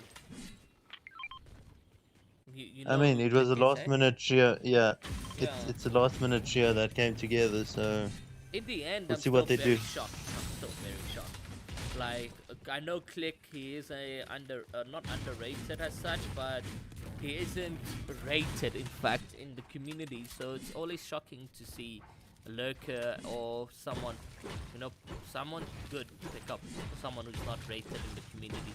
So let's see what goes into play for them. It's about giving everyone a chance. Like Yeah. that's what it's about.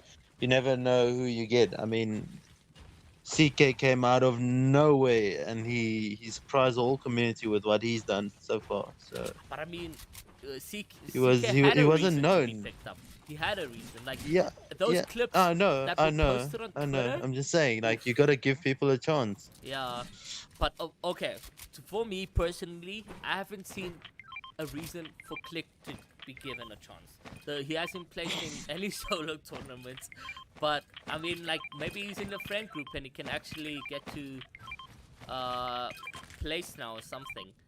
It's always interesting when these type of stuff happen. I'm always more so excited because it just brings in a whole new collaborations from people. Yeah, indeed.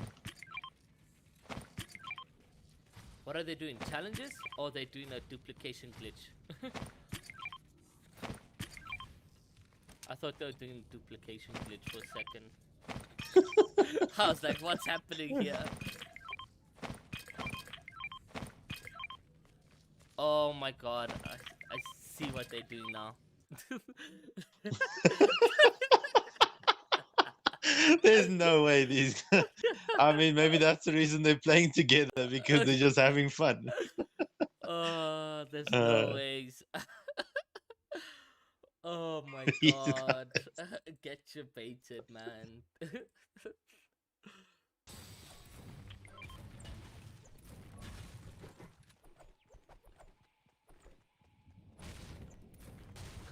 So yeah, clicking them, having a bit of too much fun for us on stream. What is Reject showing us? He's known in the com? Yeah, everyone knows Click. I mean, I know him, everyone does. Oh my god, he's got 8 red peppers. That's really good. They can win the I game. think they have enough mobility. Yeah. Yeah, they can. They definitely have all the loot they have. They have the spazzes, scars, mobility, max shield. What more do they want? Mm. Colossal Crops just outside zone as well. Rejects and them came second. It's unfortunate to see Storm and them die off spawn over there. Storm was Psycho was trying really hard to clutch up, but it wasn't good enough.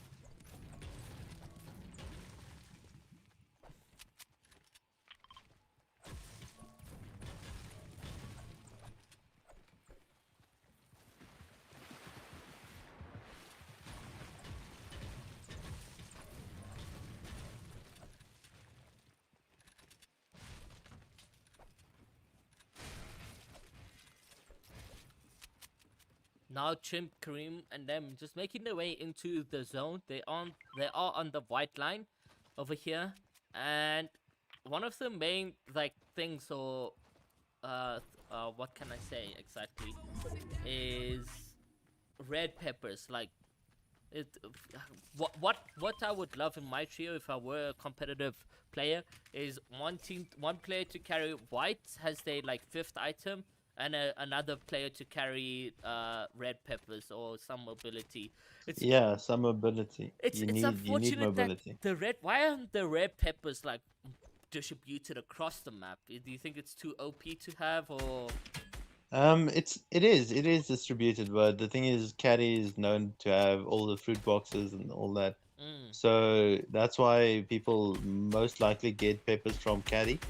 yeah. But there's other places as well which you can get a lot of fruit from, like Craggy is one of them. Like there's 4 or 5 fruit boxes there. Oh, okay. So Yeah. it's not So I know just you got food. Orchard, Craggy, Boney, and then a few spaces like Lazy Legs with the 1 or 2 fruit baskets and so forth. But it's like when you open those, you usually just get tomatoes or coconuts. Yeah, ghost mushrooms. Yeah. So it's crazy, man. Indeed. Getting focused a bit. Maybe they watching the stream, so I'm just gonna switch it off and go to someone else for now. Maybe we can go back to rejects. Not rejects. Clicking them. Hopefully they're not playing too many games. I mean, the one game they are playing is Fortnite. Yeah, exactly. Looks like what I did speculate earlier about the Rift looks like Yeah. it is gonna be a thing. Do you think it would be too OP for Fortnite to allow gold to be dropped? Yes, because not like it could be like how can I explain it? If they drop it, it's gonna be easier for like one person to buy something, and or the whole trio combines their gold to do something. You Yeah. understand what I mean? Yeah. That would be a bit too broken, because then they can just it's like they could just drop it and give it to the opponent and say, you go upgrade your gun, or let's buy a rift to go, or Oh, something yeah. like that. Oh man, Click is getting hard focus right here. Full trio W King on the other side as well. Oh wait, Piano and Click have gotten hard focus.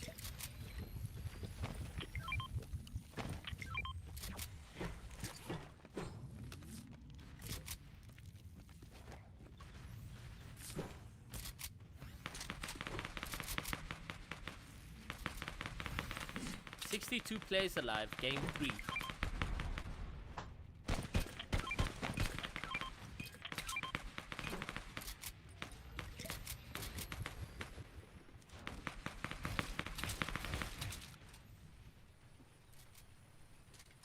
Lock. Lock has potential as well to do really well. I mean, Yeah, good everyone player has that's been playing. potential to do really well. Yeah, yeah. If you put in the time and the dedication, anyone can do good. Yeah.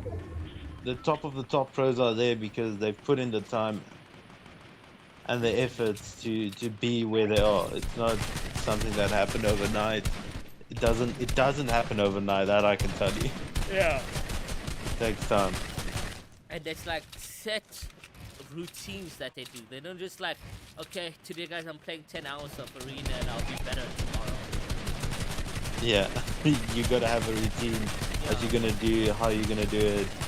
A goal at the end of the day, you have to have something you're aiming towards. Yeah, literally. And once you get that routine for you guys, trust, literally anything's possible. I did see some action coming from the players over here that looked like they got one knockdown. I was hoping to catch them in some action over here, but nothing really happening over here. They have stink bows, infantry. We did see him beam the one player over there with the infantry last game around. They do need to make the rotations in, and they'll be going onto the Pleasant Park housing, which is a good location if they get the next. They won't be getting next zone actually. They need it to be more center. More center than they could. Wow, I'm actually happy for the games that we are spectating here. We got 56 players in game 3. It's probably one of the most consistent Nibble bi-weekly series that we've hosted in terms of players alive and players competing in each game. Yeah, people are playing more for endgame now. They don't like, it's not a W key fest where people are dying and all that. They want to play. They want to all play for endgame. Let's see what that means for this endgame roundabout now. We can see players already boxed up. No action or any gunfire being spread out or heard about. So we could see some Storm Surge again being active this time around again for this zone.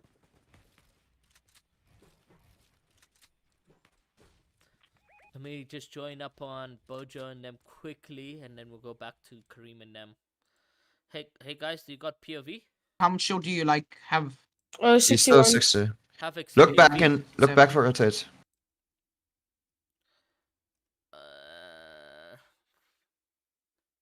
Okay, let's go over to thingy. Oh wait, Vulcan am I in here? Maybe I jump in there and watch. No. Go over to rejects, see what they're doing, how they situated like. Just like I mentioned, Storm Surge happening right here, guys.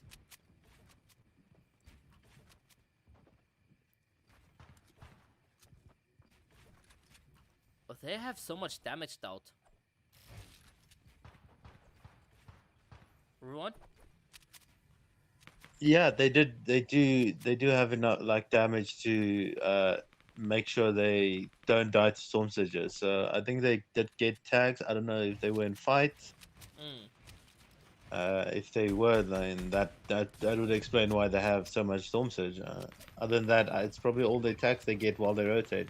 Yeah, That's something a lot of players could work on. Like find a way to get your storm surge up. Then you won't like we saw in the last game, where the players were on height and they were getting tagged. Yeah. They had no plan for storm surge. Yeah, true. Taking peaks now would be not the play, but oh my god, a max pull zone for them. This could be very detrimental.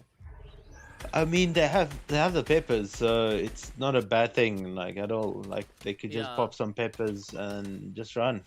Yeah, I mean that could be the play, and there you can see.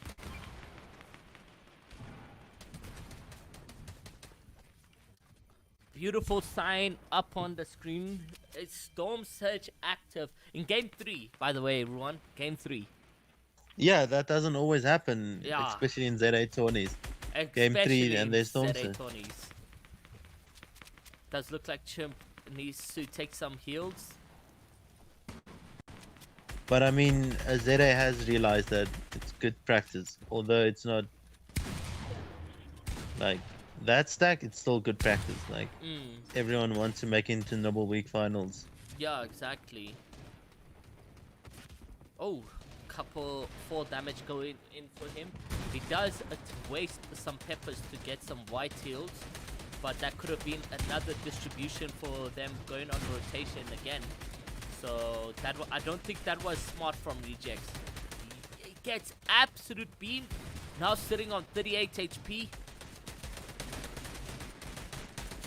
Wow, that was a masochist of a rotation for them. Good stuff for them. Let's go jump over to Havoc, see what their gameplay is. We haven't really spectated them this season. I mean, this series. So let's see what they can do for us in this position. Havoc, CK, and Bojo. Bojo looking again, no white heals for this team, which is something that needs to be put into their brain.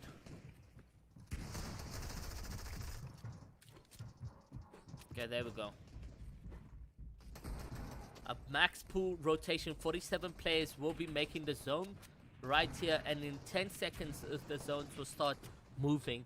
That is when we'll get some Storm Surge, I believe, yet again. With 47 players remaining in this lobby, we can see a coordinated rotation between the trio Bojo, CK, and Havocs. Some good plays as well.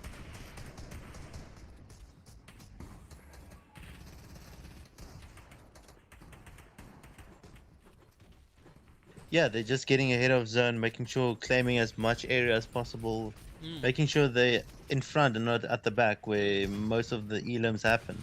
Once you get trapped at the back, and they get an elim there. Just as you mentioned. Once you get like held at the back of the zone, you might as well call it GG's. Yeah, it does look like there was a bit of action on board for us. One player needs to hold the walls or rotate. As you guys can see, Havoc then makes that decision to get ahead of zone. CK then healing up on Bojo, but with no white heals, I believe Bojo will get knocked again. And just as I mentioned that, he does indeed. So very unfortunate. You're going to have to see CK and Havoc play as a duo and they jump into someone's box. You're going to see Havoc eliminated. On the other hand, let's go over to the other players that we have alive right here, just to give you guys a short... Oh, they just die very quickly. Prats and not Prats and them, Snakes with Lukis and them.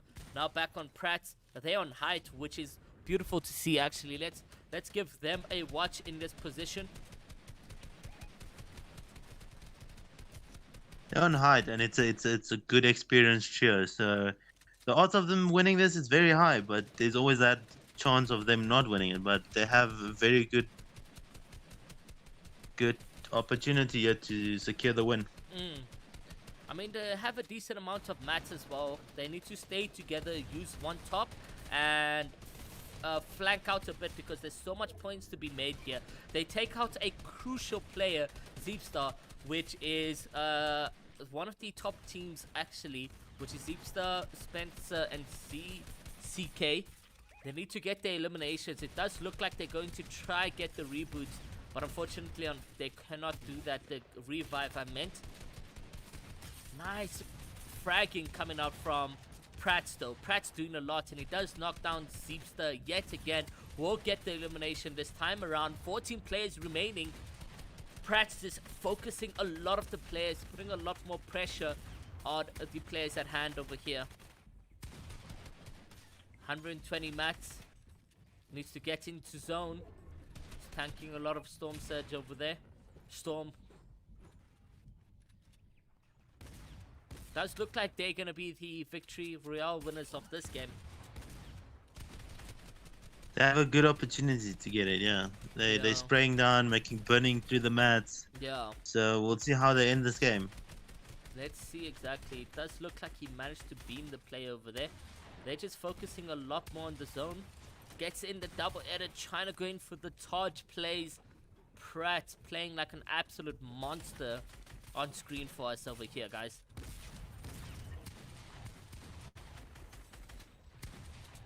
They do have one Stinkfish, which What would you do? Take it or use it? Use it like he just used it. Yeah. As you asked that, they use it. You can add like if you use it just for yourself, it's only 40 health or 20, 30 health, if I'm not wrong. Mm. And then if you just throw it, you can do a lot more damage on someone else. You can do easy 60, 70 tags on someone. Yeah, I mean, let's see what the 67 players can tags. do right here. They're taking med kits. Prats and the other teams need to go down and flank, and it does look like they do get scuffed. However, by a stinkfish. That has to be Reject's skin, if I'm not mistaken. Let's quickly see if they're still alive. No, they're not. I don't know who this is. But a GG's in the books.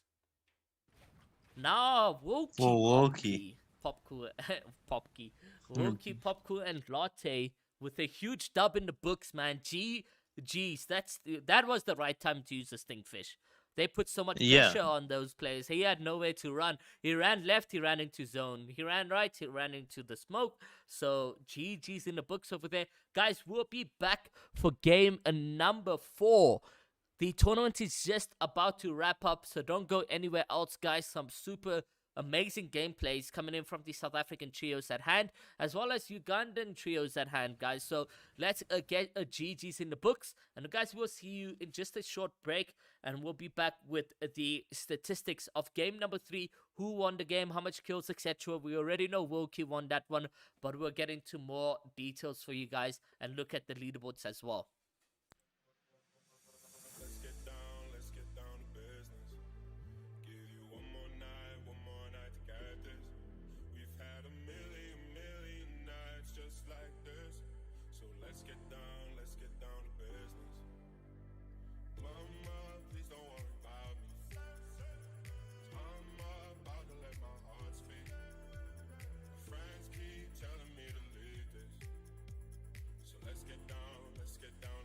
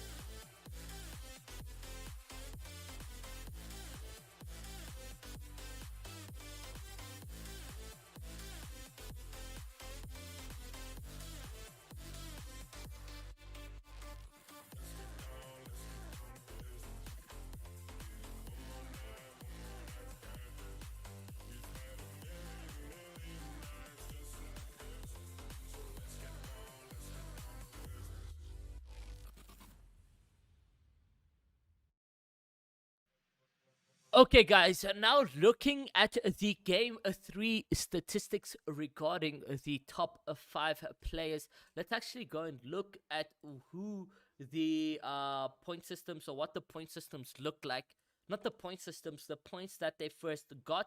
And then we'll look at the leaderboard just to see who's in first and so forth. So off of game 3, the team with the most kills was Prats with 13 eliminations, which is a GG's. And then in first place, guys, was Popcool with 9 eliminations. In second, it was Ricey with second and 4 eliminations. And then in third, it was Prats with 13 eliminations. So going into game number 4, let's actually look at the leaderboard of the thing. Sorry, guys, game number 4 over here. Thank you. Looking at the leaderboards right over here. So in first place, guys, you got Popcool, Lotte, and Wilkie with first place. A huge consistency coming in from this team. I mean, grabbing first place in game number 3. PHS is Pratt, Hershey, and Smithy, and with 75 points. In third is Rejects Chimp Kareem with 75 points. And fourth is Travis, Neymar, and Woke with 64 points. And fifth is Light CK, Havocs, and Bojo with 64 points. So really, the top 5 again still very much in anyone's favor. And we can see that will be coming into play very shortly. Now, unfortunately, our partner Ruan is not available to do the final games. His internet just cut out just now, so we won't be able to have him going into the end games.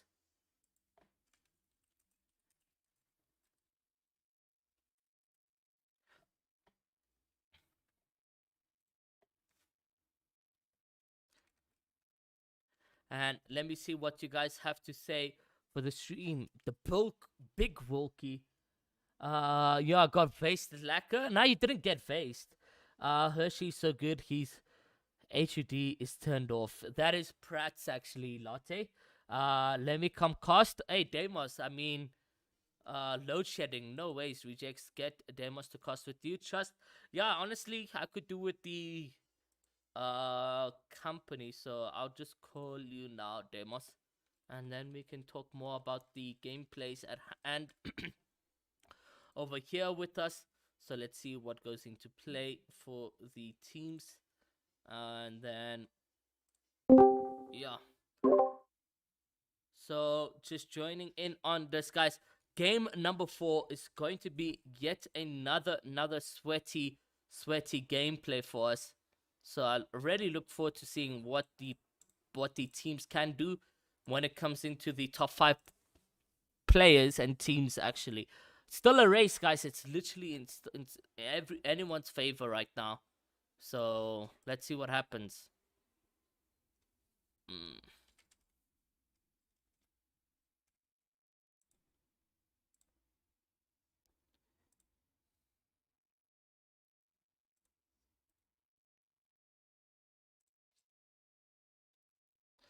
Okay, Demos, just join casting voice in the broadcast Discord at the very bottom. Then you'll be able to listen in on or watch what I'm watching. There we go. Where? Welcome. How's it? All right, and you?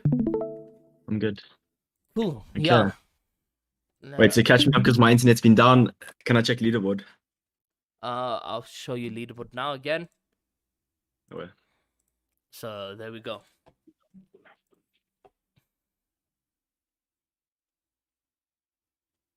Let me just see if it loads. Give me a second.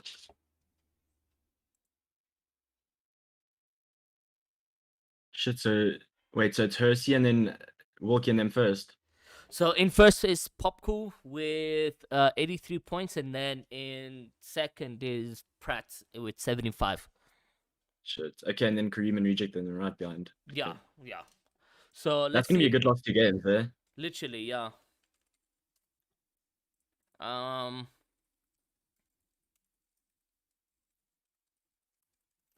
Just look at As far as I know, DMs.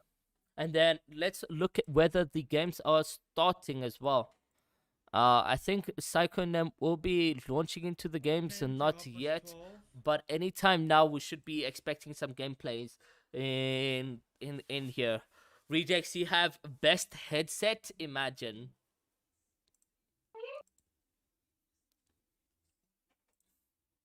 Who are you backing, Arrow? Who do you think's gonna win? Honestly, I feel like a Popcool Wilkie is going to come through. They've been showing some consistency through even the qualifiers. They came first, second, if I'm not mistaken, in the games that they were live.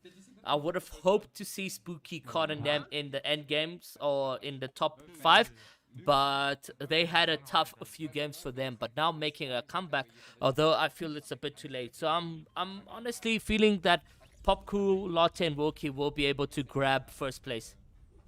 I think I agree. Also, they're not getting contested off spawn. I don't think. as far as I know. They don't. I know in the qualifiers they were contested by Prats in them, but they eliminated Prats, I think, 2 games, and then Prats went to Craggy, and now you can Craggy, see yeah. Craggy being also uncontested, so it is a GG's. And just for everyone that is watching the streams and so forth, everyone thinking, oh my god, Prats is playing half your ping or whatever, they're actually playing on 100 ping, 90 to 100 ping, so it's not that bad of a disadvantage when it comes to the games. And they're not even exploiting their low ping, they're taking endgame fights only. So they're going stronghold stealthy.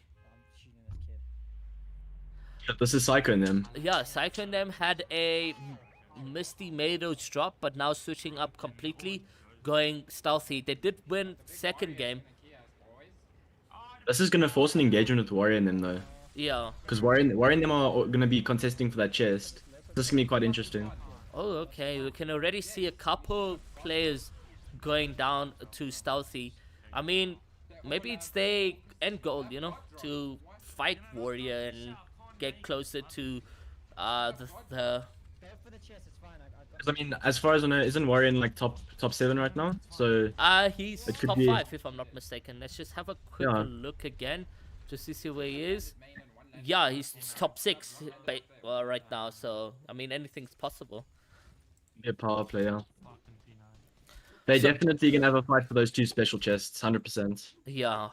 So stage 2 has been announced and will be going in effect from 8 o'clock. Damn. Yeah, load shedding, dude. I've got Bro. load shedding. I think tomorrow at 10. So Yeah, it's really bad for the gaming community and these tournaments. But as usual, the Nibble bi-weekly series, guys, it gets moved around for you guys. So if you guys do have load shedding, or if you guys will be affected by load shedding, please understand that we'll make adjustments to our week 4. I doubt it will last that long, but let's see what goes into play for the communities.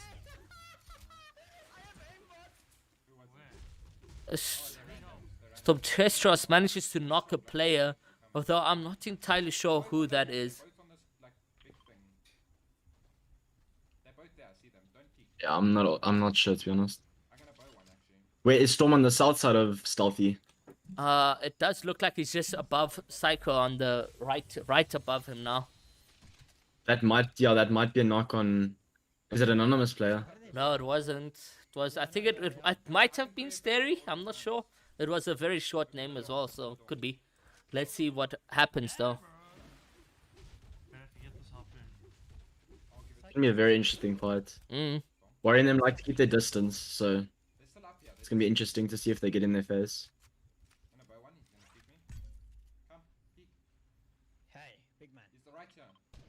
Does look like they are taking some off-spawn fights, but I don't think it's going to be Warrior and them because it is a stealthy contest, and I can see just quite quickly eliminate these guys. Is that Very Warrior? efficient in their fighting.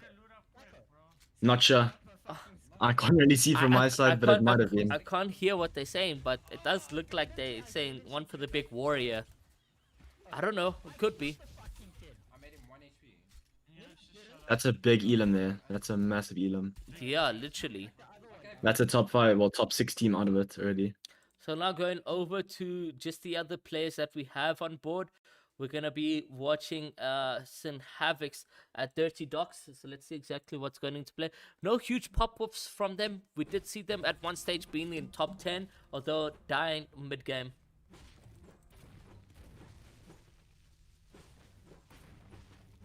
Very good trio as well, really good at fighting, but I feel like their biggest downfall is that they sometimes take fights that aren't the best in the best interest for them. Yeah, so a lot of overconfidence comes into play, and I've seen like what you're mentioning. They would like take a fight mid game for no apparent reason. A player boxed up, they would go and fight them. Sometimes it would just go on for too long. Player would get unfortunate because they are fighting in other players' boxes as well. So I've seen it a number of times where they die mid game. But I mean, it also does pay off. It's risk and reward, I guess. Yeah, I mean, to a certain point, it does. Yeah, I mean, if you could get like a huge pop-off game, but those are really hard nowadays, especially when it comes down to trios. I mean, you're looking in this single tournament, how many good trios? You got Popcool, Wilkie Latte, you got Spooky, Card, Div, not Div, Saraisi, you got Neymar, Travis, and Woke, you got Rejects, Kareem, and Chirm. Bro, I can Psycho, just... Storm. Yeah, Storm, Psycho, Gloves. You see, it just keeps on going on. The list doesn't end. There's that much good trios taking part in here. So literally any fight that you run into can be up against those ones. And I mean, even one pumps and lucky shots coming to effect, even if you're up against tier 3 players.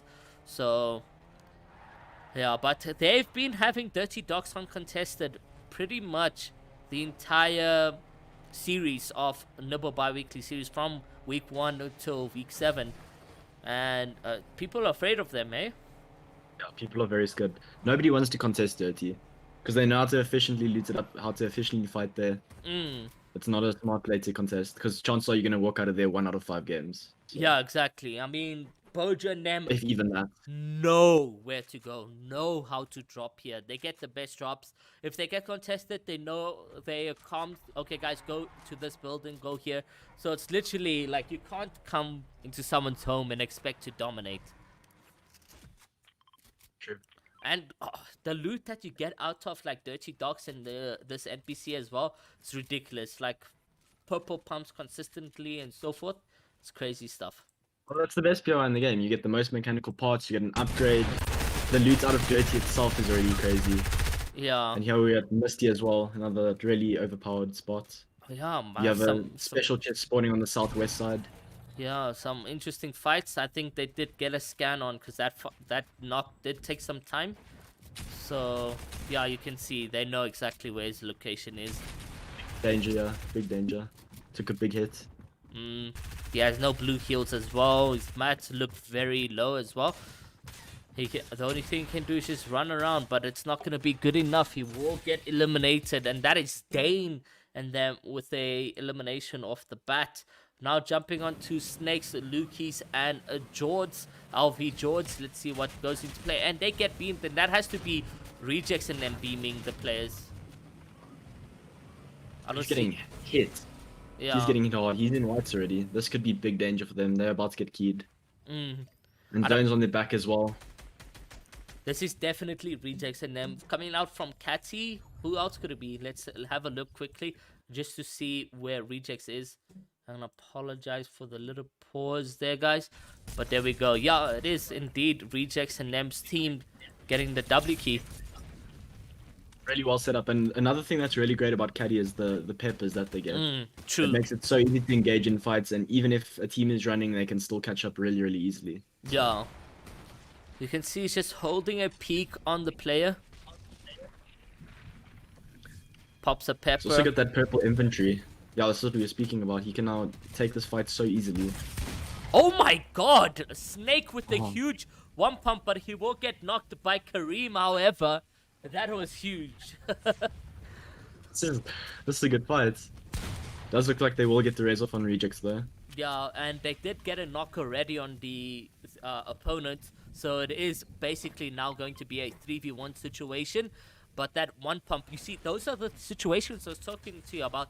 Is that even up against like tier 3 players, tier 4, is that these are the situations you can find yourself in getting knocked. If it was played differently, Snakes could have probably walked out there with an elimination on rejects, and rejects would have needed to be rebooted, then costing them some time, loot, and the possibly getting griefed in endgame when that reboot sound gets off. So Exactly. And like any knock in this, it doesn't matter if you get the card. It means that your team's going to be more shambles, and it's more of a scrap to do well in the game. yeah, you So- are using heals. You are using a lot heals as well, going into getting a knock. You know, medkits, minis. You have to refarm as well. You have to Yeah. split your mats, everything. So yeah, Yeah. it just makes a unnecessary situation. Better to just go through elims endgame. Yeah, exactly. And there you go, making those nice rotations in. 57 players remain in game 4. I mean, you're a competitive player, and you've played consistently throughout each week of Nibble bi-weekly series. What would you like to say or share about this series to the community? Thing about this competition, right? Like it's top 2 that earns money. So you've Yeah. got to, if you have a bad game, it's basically over unless you have a massive pop-off game. Yeah. So I'd say that teams need to just try to like be consistent as possible. Mm-hmm. Make your like good average elims every single game, end game, Mm-hmm. maybe placing in the top 5 spots. It's the only way that you can do well in these tournaments. Yeah. And the thing is, there's so much quality you can be doing so well, and it can get turned on its head just like that. Yeah. How do you think this has improved the community? I think the thing is, it's so competitive that even if you're, like you said, even if you're a T3 player, you can still like cause a surprise to somebody. Mm. So, and it also gives the opportunity for more like teams to get recognized, I guess. So, Yeah. Thanks. Well said. So there you guys have it as well. Okay, rejects, so you can't play because of load shedding. Nah, rejects is still playing, guys. Still taking part in this tournament. Would just like to say welcome to everybody that has joined the stream. If you guys are here just watching, spectating, and wondering what you guys are tuning into, it is the Nibble bi-weekly series, and we're actually in week number 7. It happens every second and fourth week of the month. With a total prize pool of 1,350 Rand, where the top 2 will walk away with the prize pool split. And then, yeah, you're looking at Wednesdays and Fridays basically being your qualifiers, and then on Sundays being your finals. So this is basically the week 7 in action, and I want to stick on Kareem, Rejects, and Chimp just for a little bit to see exactly what gets into play over here. Could possibly see them being held in storm against these opponents. yeah, he did get hit quite hard there. Yeah. Are getting hulled here on the side, but I think they're gonna get in okay. I think Yeah. that other team's gonna rotate. It's not smart to take a fight yet. Center map, people are rotating into this area. You don't want to get caught here. Good tag there. Infantry rifles first. What? How do you say it? First person shoot or? Forgot The that. first shot accuracy is first crazy shot, on it. First yeah. shot accuracy, especially when it comes to like the purple and gold variants. Like, oh my god, it's very sexy. Thing gun is, to if- have. If you're as skilled as many of these players are with an AR, like the AR aim, you Yeah. can capitalize big time because a headshot I think is about 80 or 88. 78 damage. Mm. So yeah, It is a really OP gun, and even close up it does some really good damage. It's just you gotta tap your gun really a lot if you close up. But yeah, some good cracks from a distance, like from here to the bone or to the trees or whatever. Like you can seriously hurt somebody. this is another gun that makes like if you get headshot from that gun, it turns the fight on its head like that. Yeah, So as if you've got a skilled player, it's so good to carry one of these, especially if you get a purple one. yeah. Let's see what is happening with Havocs and them. It does look like they're gonna be in some situation as well, taking up a fight. Really good position though. Yeah, they Sense of map on a mountain. yeah, they're gonna be getting next zone rotation. also look pretty stacked. Scar, purple tack, Like enough heals. like I said to you, man, Dirty is OP, man. You walk out of there They're broken, yeah. with the most amazing loot. Scars, pumps. The entire trio had scars and pumps or purple tacks or whatever they use. Yeah, and I'm pretty sure Bojo will be rocking a purple Scar and a purple Spaz, so whole Yeah. trio is super stacked. Yeah, literally, the whole trio. And you can see 40 players make their way into the third zone for the players right here.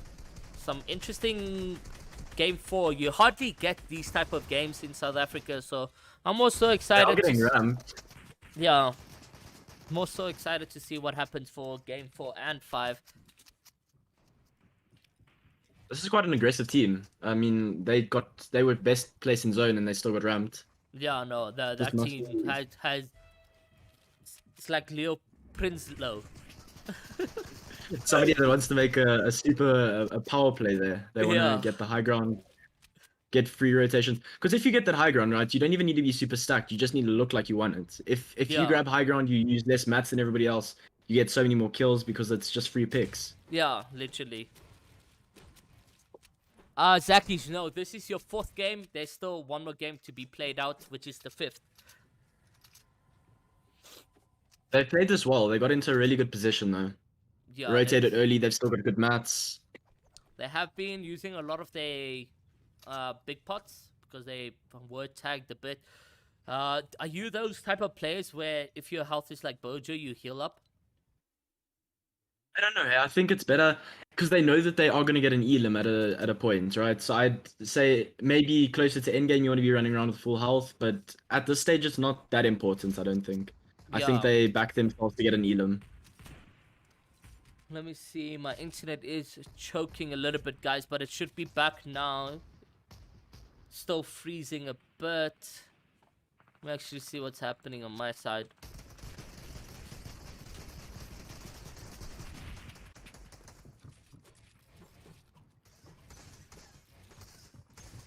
Having a player like CK on your team is actually so broken because you just really need to get him into good positions and he'll just get you elims. Yeah,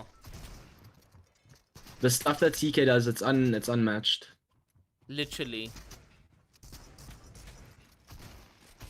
You are seeing some position where they are being double keyed really hard. They're not really coordinated this time around, where we usually do see them in the same box taking the same fights. Let's see what this means though. I mean, they are getting focused as well from around. They did get zone though, so they are pretty. I'd say that they've got the best chance of getting zone as well because usually these moving zones and half zones tend to pull on the high ground, and they do seem to be in a decent spot in zone. They're on the edge of the original zone. That's some good call out there. Yeah, we could possibly see them stay in zone. So let's see what happens. Maybe that's why also the team had ramped up. They knew that the zone was going to be here, or they have that type of game sense that, you know what, we are on high ground. Let's move up here and claim height on Bojo and them. Yeah, exactly. It is lagging terribly, guys. I do apologize The for thing that. is, Yeah? if I'm this team here, right, I'm not gonna keep fighting that. I want to just try conserve my mats, try conserve my ammo to make Yeah. sure that we the best. Because they're in a good position now. They're probably gonna get half zone, and as long as they've got AR ammo, they can keep that zone and just keep on spraying down on low ground. Yeah, very true. Pratt's on the other end, sitting with 0 eliminations. They're usually in a case where they have a lot more elims. He is looking like he's gonna go for this though. Oh, Hershey's on 1 HP. He's got absolute beam.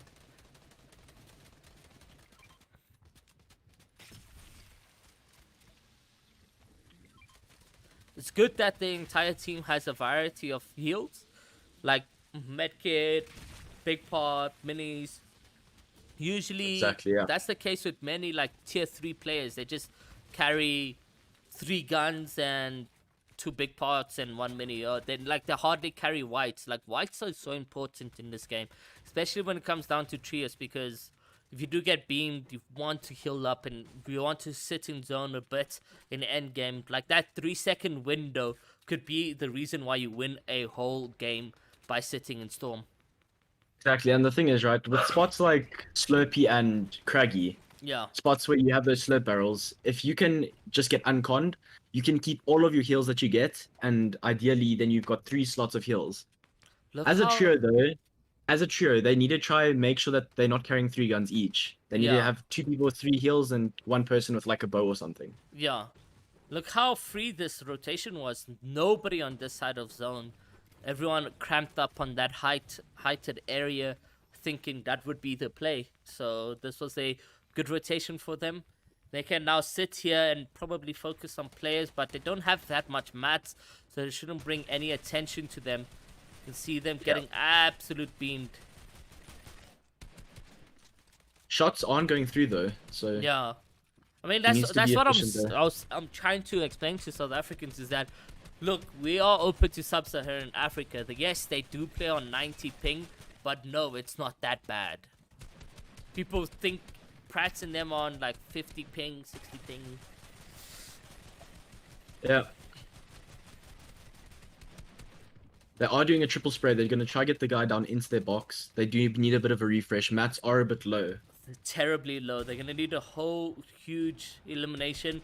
Not just siphon mats. They need a full trio, maybe even, to pick up on a person right here. He's got about 3 more builds at hand. He's literally almost wiped out. They are going to look for a fight in this team just underneath them. The team underneath is not in a great position, and they've got AR ammo that they can just spray and spray and spray. Yeah, he's almost done with 70 ammo though. He needs to heal up as well. Tags coming through from Prouts. He knows that he needs to take this fight. The entire trio does.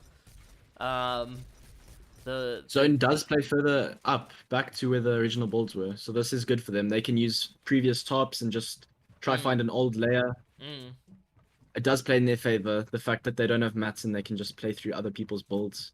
Yeah, let's see what they do, if they do manage to even successfully make it out of there. But we're going back over to Havoc's.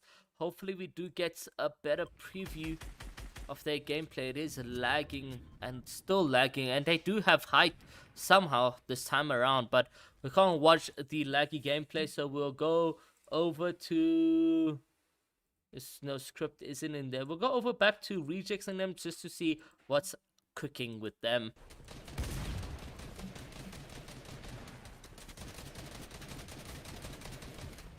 Very good mats. They're still looking very, very stacked. Some good rotations Rejects from them need it. staying ahead of zone. This is great play from Rejects. You see how he just gets a good layer for his teammates. Yeah, Allows them the opportunity to find those elims that they need.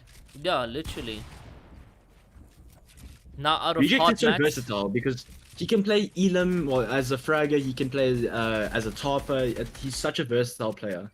So skillful. that's what makes the top tier players really good. Like the teams, if you look at this team right here, even Neymar, Woke, and Travis, they're also very versatile when it comes down to skill.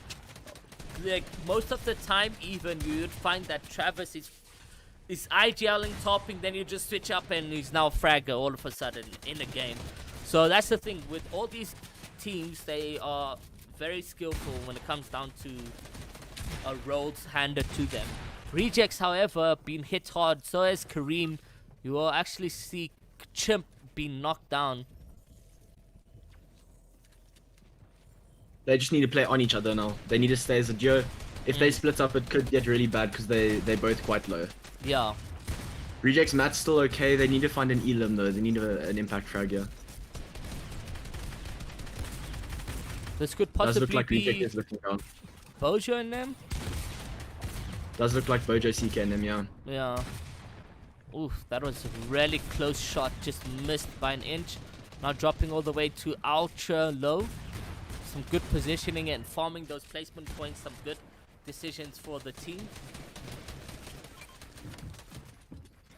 That's gonna be quite a good game for them though. This is gonna be like a top 5 with 5 plus elims. Yeah. Yeah. Some consistency. And they were already top 3, so this could be quite something for the leaderboard. Yeah. Like I say, constantly, it is always close between the players. And he does almost get that knock on the player. However, It won't go in favor of him. There's players on high. It's Kareem, however, with the one pump. Another pump coming in from Kareem. He gets the finish.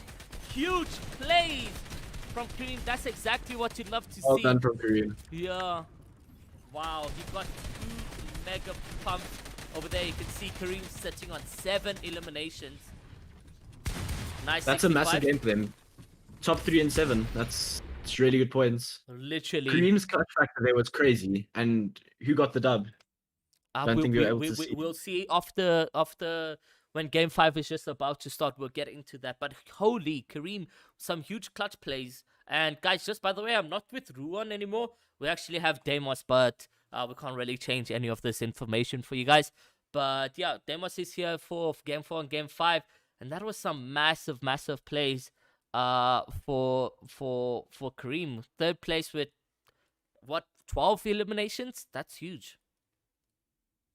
Yeah. Kareem's clutch factor there was crazy. Yeah. Good one pump. Let's go and take a short break, and we'll be back with game number 5 as well as the leaderboard, just to show you guys who had won that game, who is in top 5, because this one is going to be extremely close. Let's get down to business. Give you one more night to get this. We've had a million nights just like this. So let's get down to business. Mama, please don't worry about me. I'm about to let my heart speak. My friends keep telling me to leave this.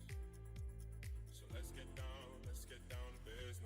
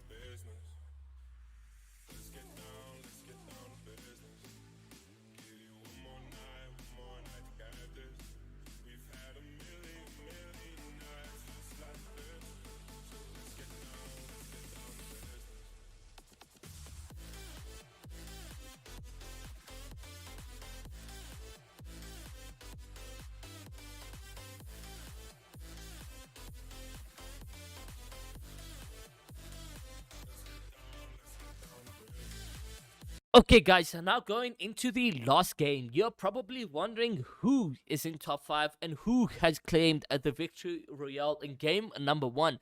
With no surprise, guys, we have in first place Travis, Neymar, and Woke, who has been showing some consistency, and then a Bravado X Goliath in second, Reject Chimp and Kareem. But however, it was Light, CK, Havox, and Bojo who grabbed the victory royale coming into game number 4. They are fourth place as well. And Bravado X Goliath came in second. And then the team with the most eliminations was Travis. Travis with 21 kills, guys.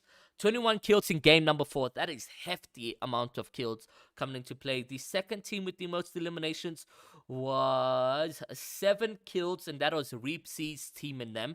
So right here, guys, the top 5 plays. It is very, very, very close between them. I mean, you're looking at top 4 being 12-point split difference. So anyone's game going into game 5 literally will be winning this time around. You guys tell me, man, who will be grabbing this victory royale? And how much points do you think they will be on?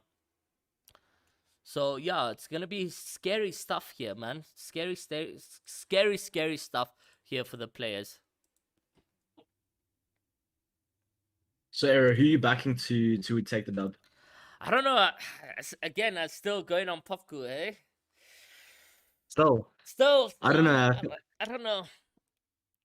I feel like Neymar them gonna take it. Yeah, they do got the 10-point lead to Popku, so Bravado X Goliath being unconned could be a dramatic thing. Yeah, this is gonna be nail biting though. Very, very close. Yeah, I mean, Travis and them grabbed 21 kills in game 4.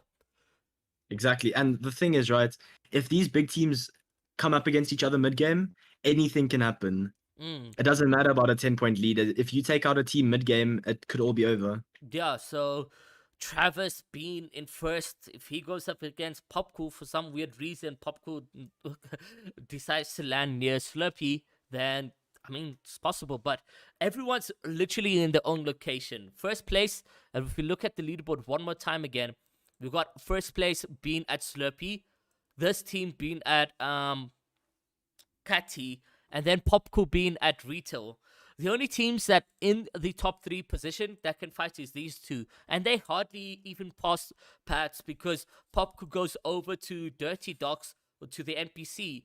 This team goes through to Misty, so they're not catching each other at any time. So literally the top 3 teams that you have over here is still going to be nail biting because whoever grabs the most eliminations when rotating outwards would mean they win the tournament, because Endgame is anyone's game, to be fair. But if Neymar's grabbing 3 more kills off spawn or 3 more kills mid game, they're just expanding the kill lead. If Kareem and them grab 3 more kills off spawn, they're getting closer to Bravado and them. So like I say, it's literally anyone's game in this point.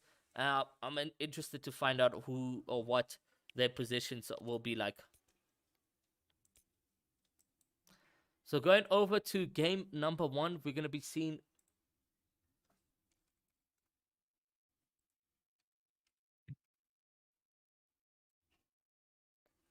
the players.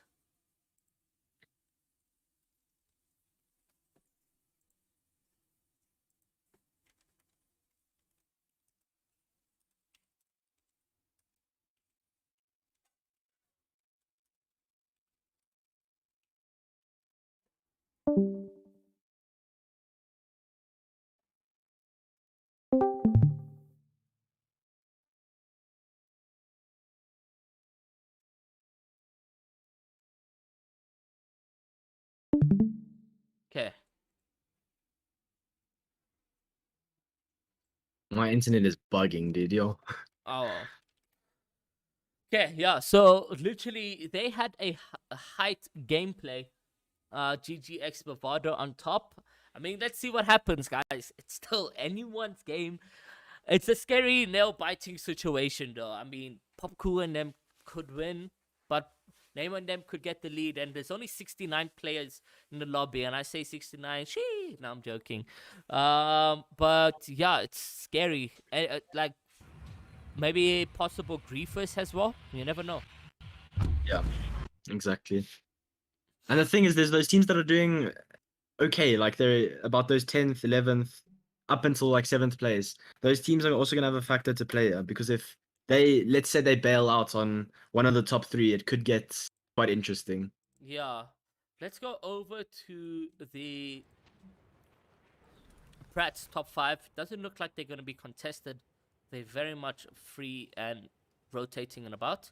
There's some surrounding plays around them, but nobody really going at Craggy. So, see, for this team being in 5th place or 4th place right now, they at a massive loss. You know, they're going to spend some time looting up, while I mean, we don't know what the situations is like also against the other teams that they're racing against, but having nobody contest around them, there's literally one at Stealthy. That's a far distance to go.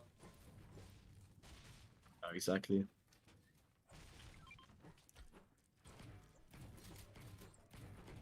Like I was saying before, this ability to just save all of your heals is, it's such a great thing to have. Yeah. So the disadvantage here is if you are contested though, this is the only building you get to loot, because this is their main priority, is to come here and get some heals. Yeah, that is the problem with Craggy, right? You can either decide whether you want that special chest or if you want main building with all of the shield. Yeah. And the thing is, once the Is fight there is done, you 100% spawn rate on the special chest? no. It's like, I think it's like Yeah. a 75 or 50. So it even is a there, risk. Yeah, even there, it's a risk. It's a risk all around, you know. Let's go for special chest. Oh damn, we don't have it. Let's go for shields. Oh damn, we cornered and don't have enough mats or guns to actually fight. Yeah, exactly. And the thing is, right, if once you've done with your fights, chances are the team that you were fighting, if they win main, they've taken those barrels. Yeah. So you lose out on all of that. Yeah, literally. So yeah, the spots can be really, really OP if you're getting an unconned, but if you conned, it does get a bit more complicated. Definitely, yeah. I mean, even if you wipe out this trio, and now you've used the heals, there's no barrels to heal up. It's a complicated place to be. Let's But it does go. also have that fishing island, which is quite good. Yeah. Let me see if Script is streaming. I'm fine, GG. Hey, Script. GG. GG. Are you dead, Script? Yeah. Okay, GG's, man. Yeah. Okay, so we only have CK. Let me ask Lukies. Lukies, are you dead? Yeah. Oh, GG's. GG. Okay, so yeah, we only have Pratt The only reason I know is I 'cause think the I'm guys were deaf. putting and CK going into this endgame, as well as the other players. Who are they? Rejects in them. Yeah, rejecting them. So we'll just stay on board for Hershey off spawn a bit. I mean, nobody's gonna agree 5th place. I don't want to go watch CK and them sit and so forth. So just stay here for now. I think Hersey and them kind of want people to come at them now. It'd be very good for them to get some elims on the board and catch up a bit.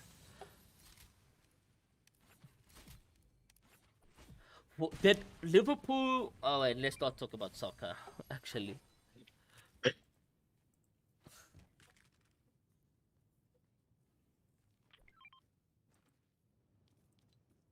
The amount of shield that he's coming out of here with is crazy. crazy. Yeah, DK, Mandra, and the other people. Welcome to the stream, guys.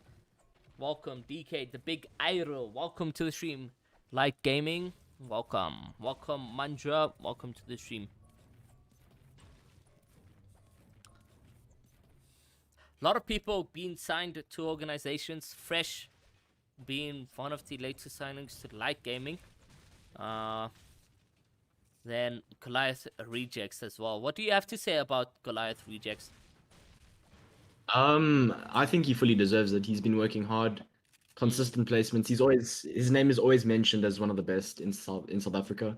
Yeah. One thing that I do think that a few teams are doing too much is maybe picking up players that aren't as well known, and it does kind of skew the importance of getting signed, I think. Yeah. the thing is, again, it comes down to resources.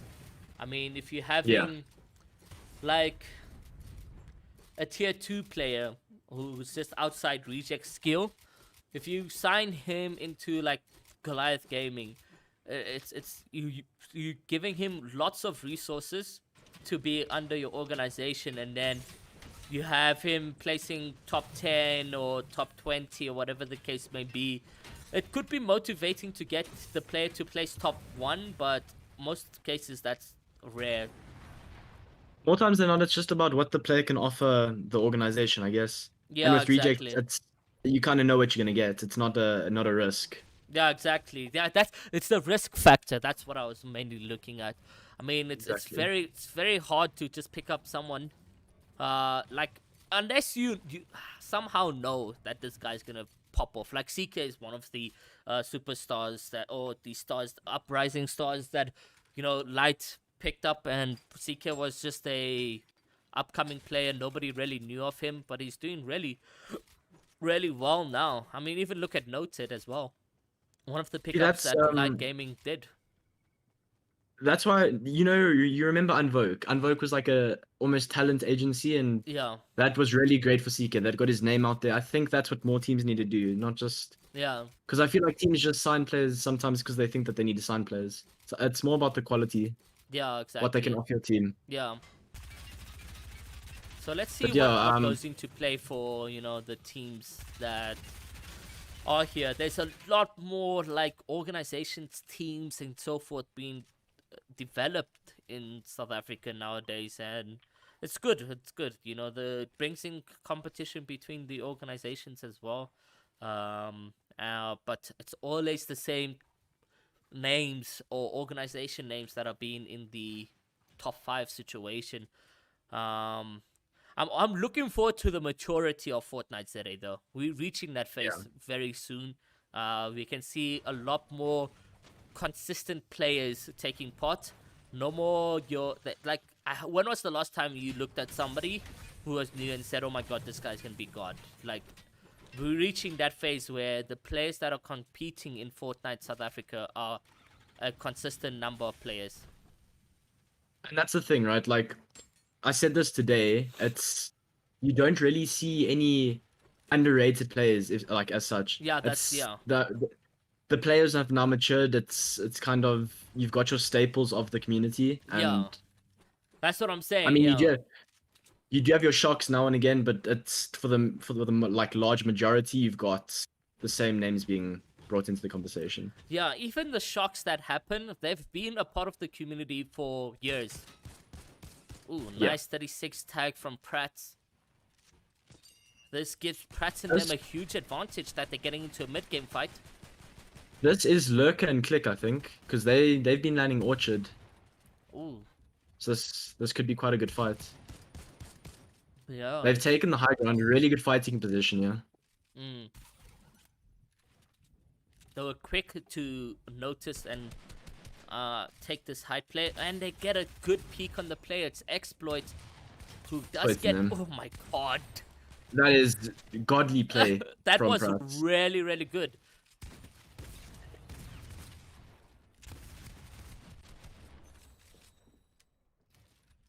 Oh my God. Really well done from Pratt there. Full trio Yeah. wipe. Yeah, you can't even Really say that efficient. was ping. They were on his wall, so can't even say that was ping. That's just textbook fighting. It's efficient. They got it done quickly. It doesn't mess up the game. So yeah, really good fight to take. Well done to them. That was a quick wipeout though on Shay, Exploit, and I'm not sure who the third player was. The Trance. Was it Trance?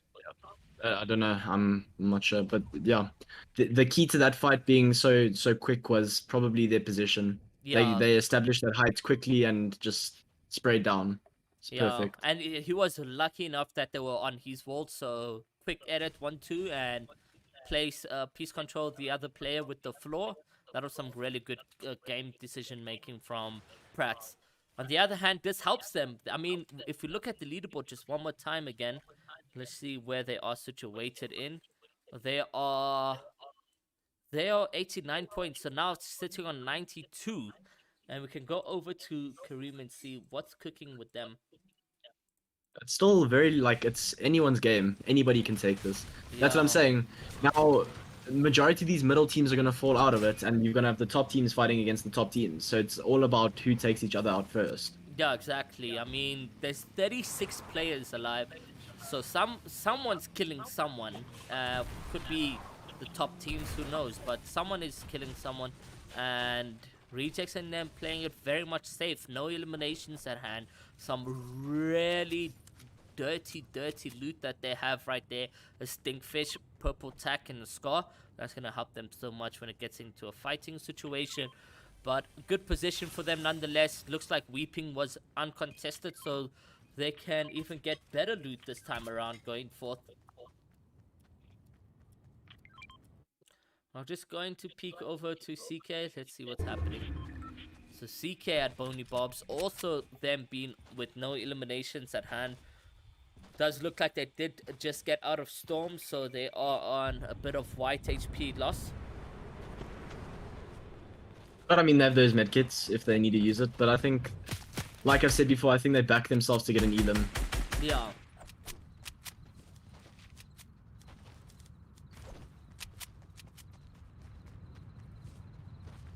Choosing not to engage in that fight, that's quite interesting. I mean, like you said, at this point, could be pro players that they contest. Yeah, exactly. They don't wanna die out now. Yeah. Dying out now could ruin their whole tournament. Literally. Do they even need a supply drop? Let's be real, yeah. I mean, supply drops nowadays are pretty much not needed, because most of the players, especially going into endgame situations, already have the loot that will be coming out of a supply drop. The heals would be good, but yeah, like what does it even contest with now? Like, what do you get in a supply drop? Or you'll have like, so you'd probably have a double stack of minis or a double stack of big pots Yeah. or medkits. I mean, it is worth it. It definitely is worth it. Yeah. I mean, you can see But yeah, already they- the teams got their loot. They're pretty much chilling. I'm trying to see. I mean, they're leaving spazzes and stuff behind, so like that's great for a team finding it. But Yeah, exactly. yeah, the loot is just crazy. Oh, like a bit. Oh, he had a bad lag spike there.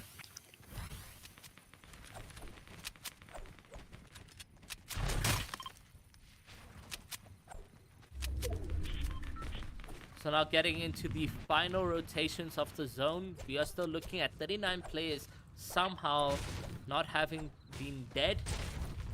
I would say CK takes a medkit. Yeah, he should. He should at this point, because anybody could hit a double spray now or triple spray now, and he's dead immediately. All the health that he can get is necessary. Literally. I'm interested to see what Travis and them are, because they landing sweaty. No, they're landing Slurpee, I believe. Practicing for FNCS. There he is. Oh, damn. Because we did see them key somebody all the way by, behind Slurpee. You know where those shields are? Yeah. By Yeah. the shield barrels there, yeah. Yeah, so they WQ'd all the way there, and I wouldn't think that would be them coming from Slurpee. I mean from Sweaty, so it has to be from Slurpee. And they did say they will be landing Slurpee for FNCS heats, so they're probably just, you know, making home, feeling home again at Slurpee. We have seen them in the past attempt Slurpee, so it's not foreign to them. Getting server focused a bit, and I'm always scared to watch these guys when this happens. As CK and them, though, I'd wait, say that they need to go a bit Ryan, higher.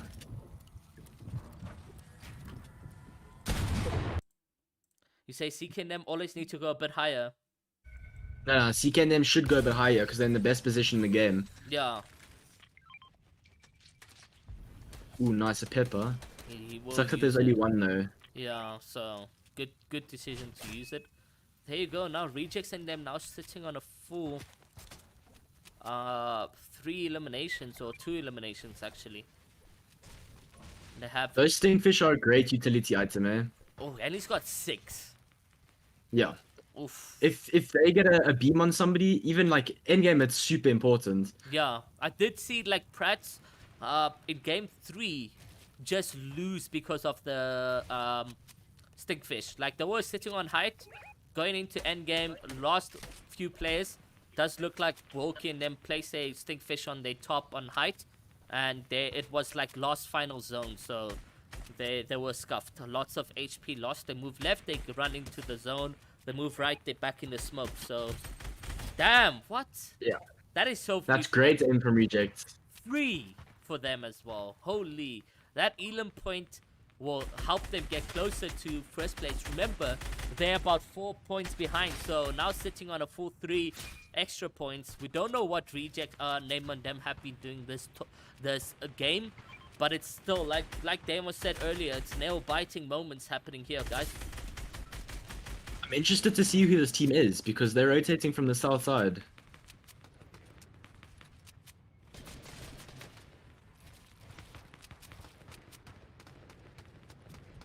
The great thing about the stinkfish as well is you can also use them for healing. Yeah. So it's very good for utility. Literally in this point, they can start making those rotations. He didn't take that 50 big pot, he needs to take it now. Oh, he does not know he didn't take the 50 pot. I wonder if CK and them have moved from that mountain. They shouldn't have, because they're going to be in a really good position here. Let's actually see and go back on them. Because literally, it's also a race between CK and them. Oh, yeah, still here. Because like I said, it usually plays to the higher sides of the circle. Yeah.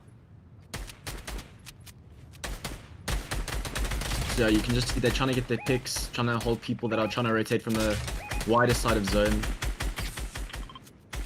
I mean, this gives them an opportunity to get some kills. They haven't gotten any, but I don't think they're in any position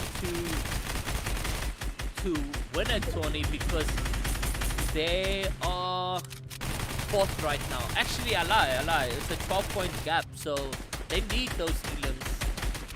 And the thing, no, but the thing is, right? If they can play high tier, right? They can get free elims.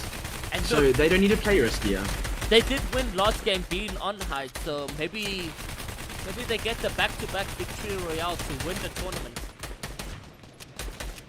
Do you see? I think it's Havoc splitting him. Yeah. ammo. 260 AR ammo at hand. Let's see whether Popco and them are alive. Popco and them are also still alive in this one. So this endgame is so close between the top 4 players, guys. You got all teams. I don't know if Neymar and them are still alive, but you got all 4 teams in here battling it out, guys. It's gonna be a very interesting watch. Very interesting.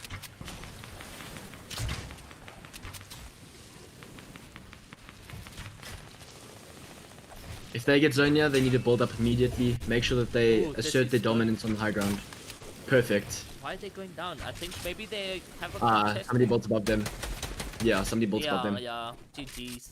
They're always losing that height play. Someone ramping above them. And you can see now Punisher's Bojo being absolutely beamed. He's down all the way to 90 HP.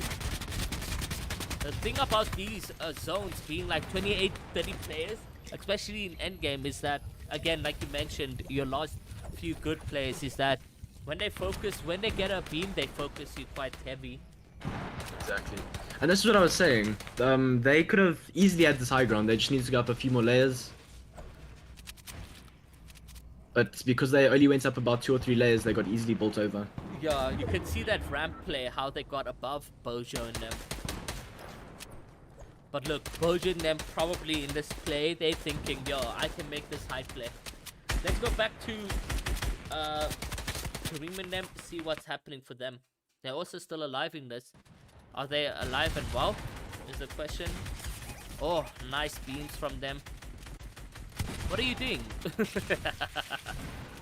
Giving them some heals. Oh, some good tags. Oh, that player's won.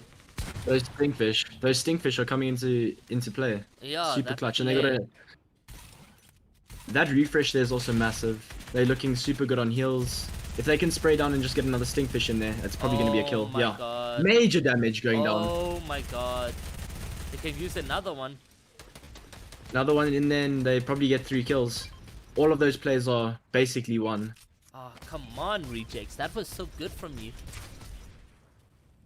Okay, they do get a pretty good zone. If Rejects can get this rotation going early, they could probably get ahead and get 3 kills.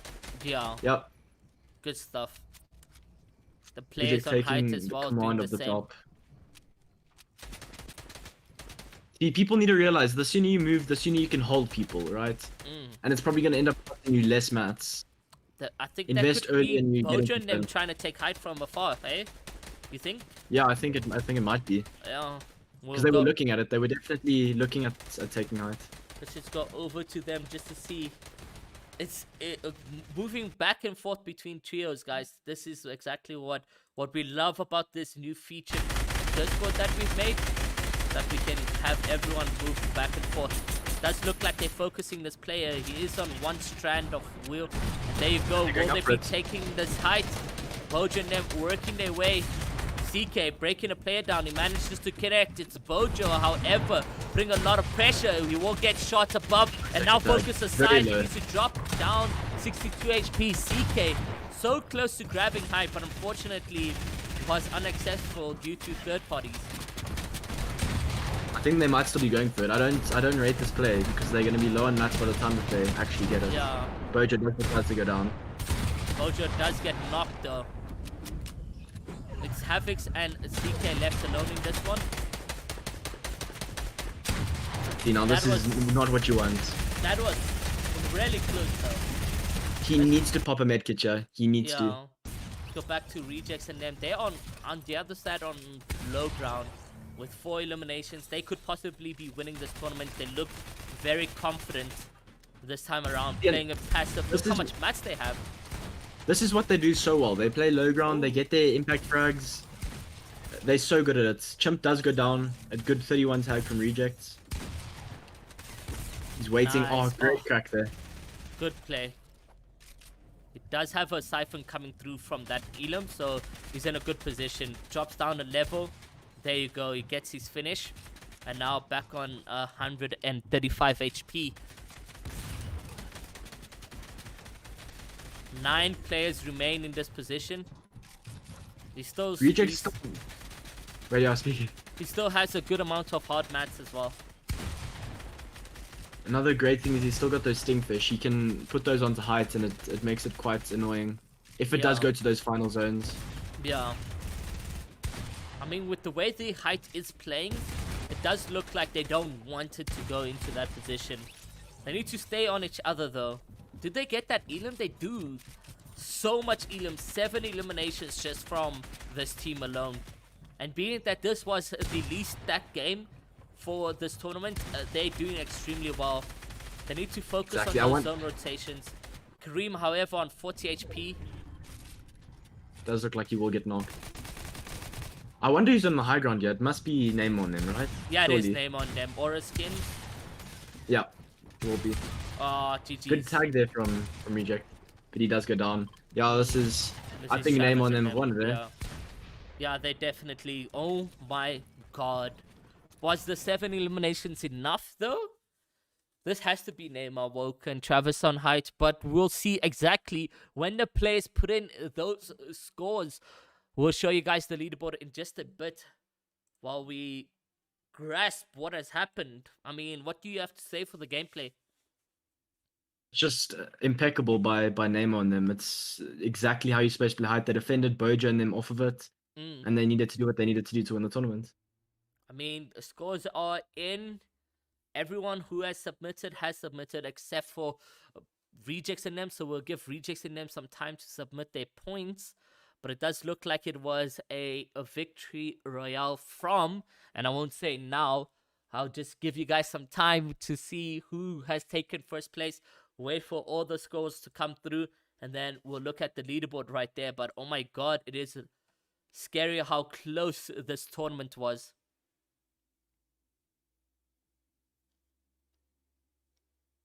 Yeah, Reject and them played it out pretty well as well. They did what they needed to do.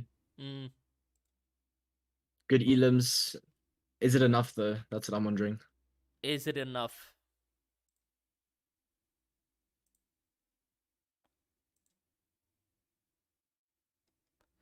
So, guys, let me show you leaderboard as it stands right now. In first place goes to Travis, Neymar, and Woke. And then in second place goes to Reject, Chimp, and Kareem. First place with 135 points. In second place with 130 points. Absolutely crazy stuff going into play. And in third is Popcool with 120. In fourth, it's PHS with 114, which is Pratt, Hershey, and Smithies. In fifth, coming in, there is Light CK, Havocs, and Bojo. A huge GG's to the teams over here, and really nail biting how close this stuff was.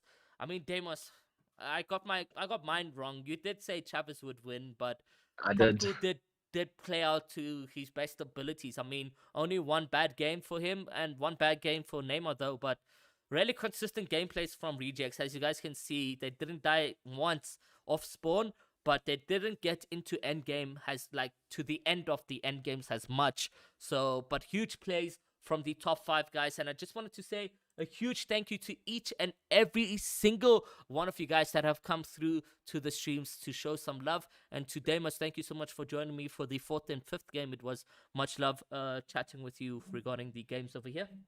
Yeah, it was my pleasure. Thanks for having me. Cool, yeah, no, tournament is a wrap. It is the week 7. Guys, if you don't know what you're spectating or what you're watching, it is the Nibble bi-weekly series that has happened over here. It is the 7th episode or series that you have over here. And we are going to be doing week 8 happening at the end of May. So make sure you guys get ready for those. Get your trios in because it's going to be an absolute banger. And again, thank you to each and every one of you guys that is competing, that has taken part in this tournament, that has been a wonderful audience, and I'll see you guys in the next one. Cool, there we go.